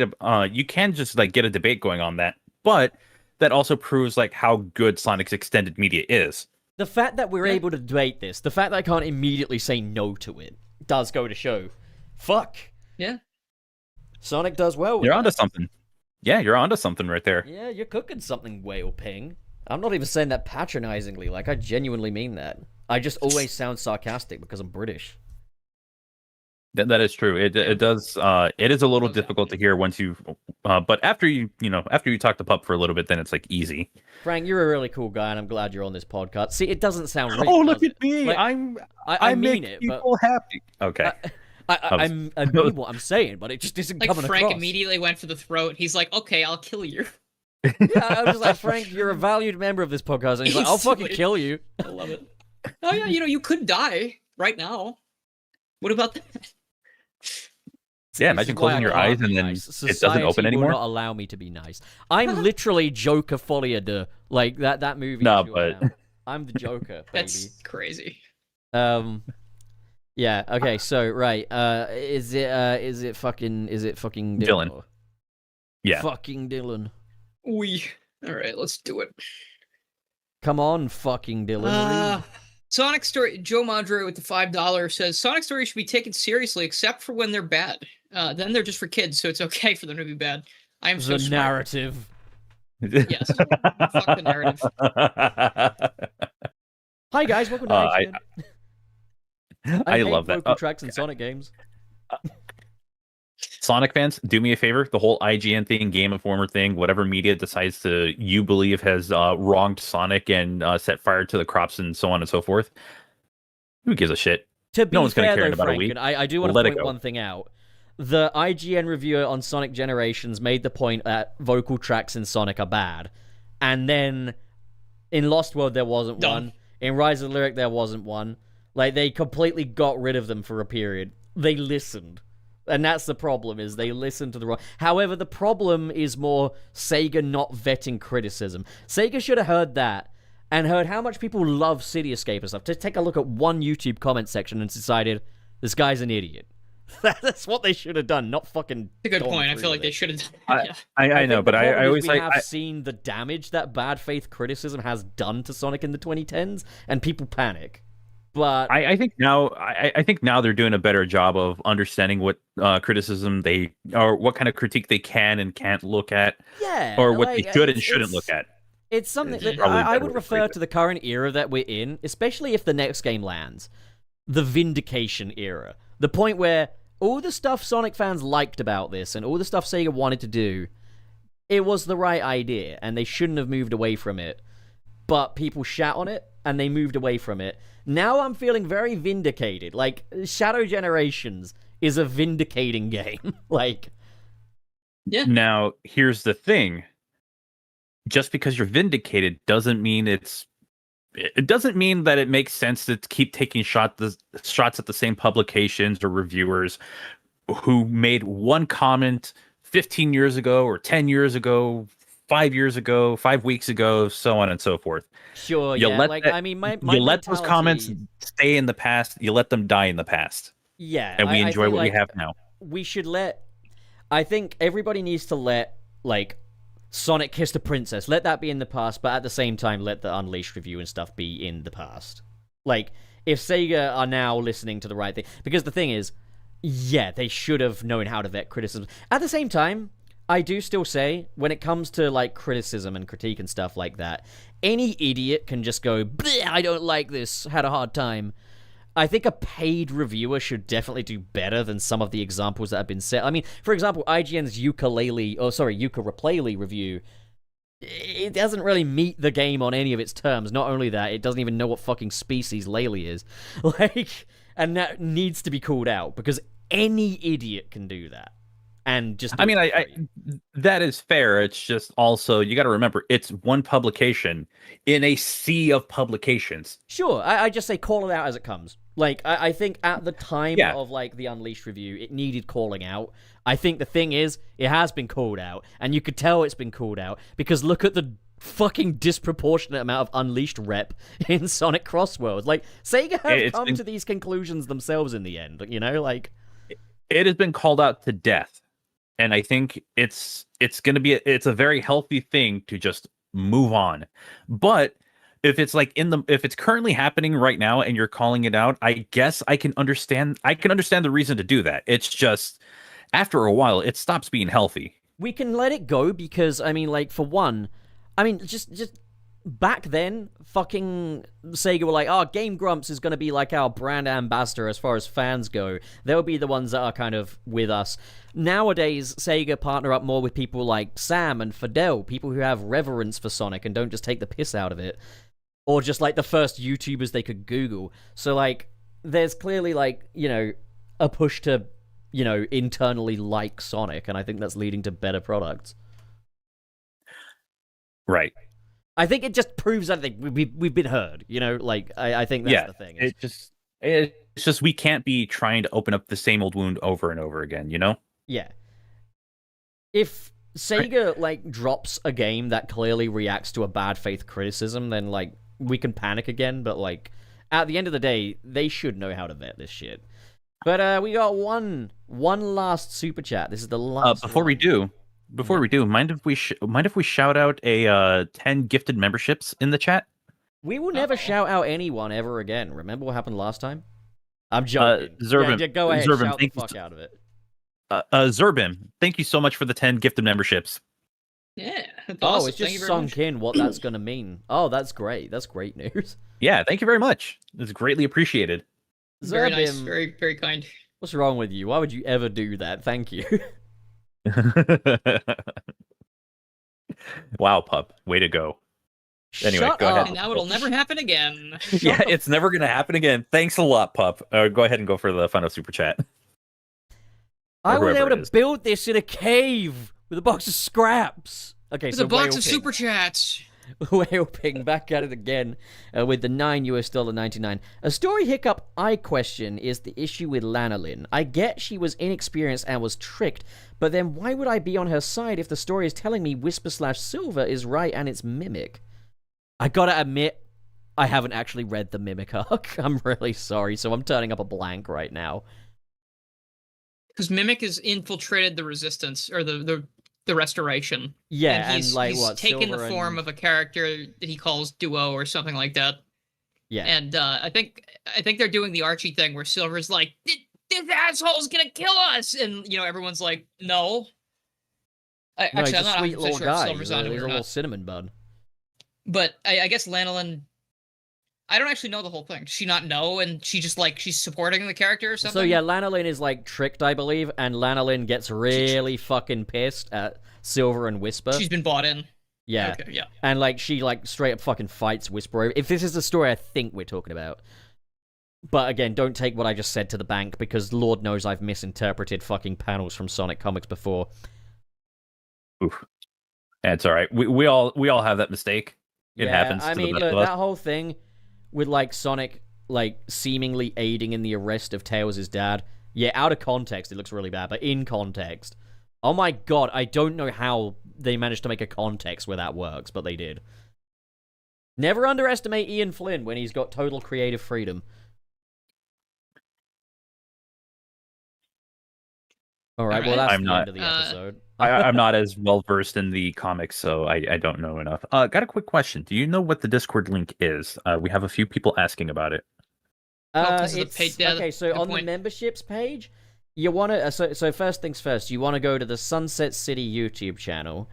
Secondly, make sure to subscribe and share every video with every single person you know. And thirdly, you want to go to the posts, and there should be a exclusive post. Yeah, there's a Discord invite thing. I might just have to post that fairly regularly. I'm going to post it again. It's from 2 weeks ago. I'll post it again for the members. Yes, Sunset City does have a Discord server. And then you can access the Sunset City Discord server. But please don't talk to me. I don't want to talk. The Sunset City Discord server is like a Patreon or like a Patreon supporter Discord thing. That's why it's not as, I guess, widely known about. So if you are a channel member, I would say, look in the community tab or the posts or area. Patreon person. If you don't talk. Or if you're on okay? Patreon, do not fucking talk in there. That's rule number 1: is don't talk in that Discord server ever. Rule number 2 is disregard. Don't write anything. Rule number Don't even. Rule go number in the 2 is general. disregard rule number 1. I don't want to even look rule at number. Rule number 1 is that you have to say good morning and good night to KB when he says good morning. I mean that's fair actually, but other than that don't do anything unless you want to go to the pretend Sonic 4 isn't out yet, and then just pretend Sonic 4 isn't out. That's my crowning achievement in this fucking Discord server. Is I love that pretend one. Sonic 4 isn't out yet fucking channel. I like the Sonic 06 one personally because people I can go in there and be like, this game's cinematics look fucking awesome. Oh yeah, pretend that Sonic 06 just came out, and also pretend Sonic 4 isn't out yet. I like these ones. These are actually really creative. I posted once in the Sonic 06 one. I posted the picture of the pigeon from 06, and I was like, hey, does anyone know what this is about? Why is this guy here? Hatsun, by the way. Hatsun the pigeon, yeah. Yeah, don't fucking besmirch Hatsun the pigeon. I was like, I get everyone in the audience is already going to know that, but I was saying that just for the people who might not understand what I'm There's talking more about. to Hatsun than the species, okay? Sonic 4 doesn't exist. What the hell are you talking about? Sonic 4 hasn't released yet. Come on. It's not in the elevator. Sonic 4 the game, for fuck's sake. Sonic 4. Yeah, the game's not out yet. Oh, do I have That's to? Why. Ah, okay. I'm really It's not out yet, though. so it looks like it's going to be a return to form, like. Oh man, I'm so Hatsun the Miku.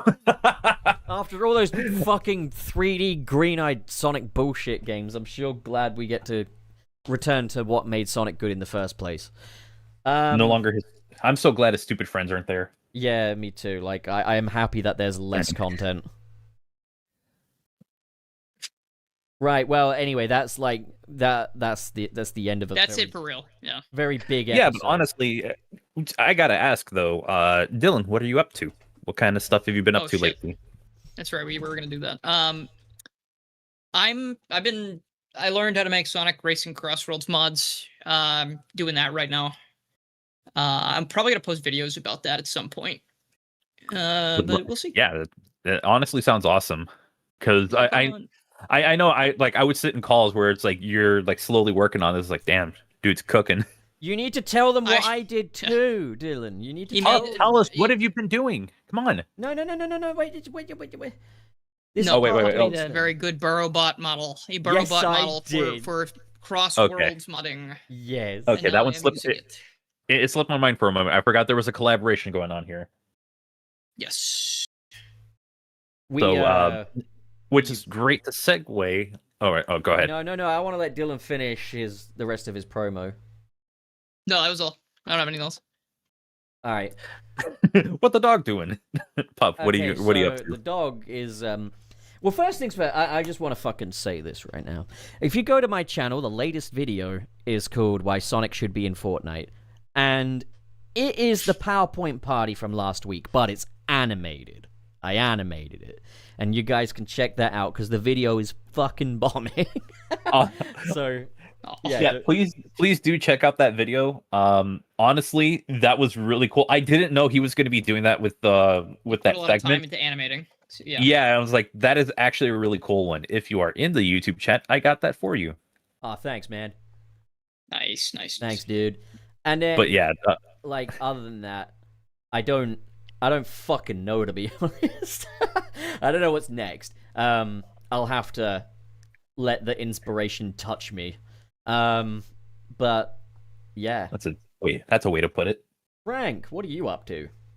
I'm up to a couple of things, but I'm behind on everything. So, for right now, I am finishing up the Mega Man fan game video for Sage 2025. I know Sage was last month, but I take a bit longer to celebrate Sage.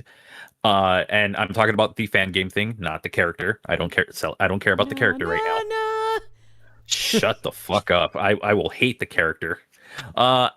After that, I do want to make a video on Sonic Racing Crossworlds, but I also have a smaller video on the Angry Video Game Nerd 8-Bit. That game will be releasing, I believe, on the 23rd, and I want to try and get a video out by then. It's a fun 2D platformer that is... it's going to be available on all platforms, and they are developing an NES version of the game, because this game, in theory, should just be able to run on the NES.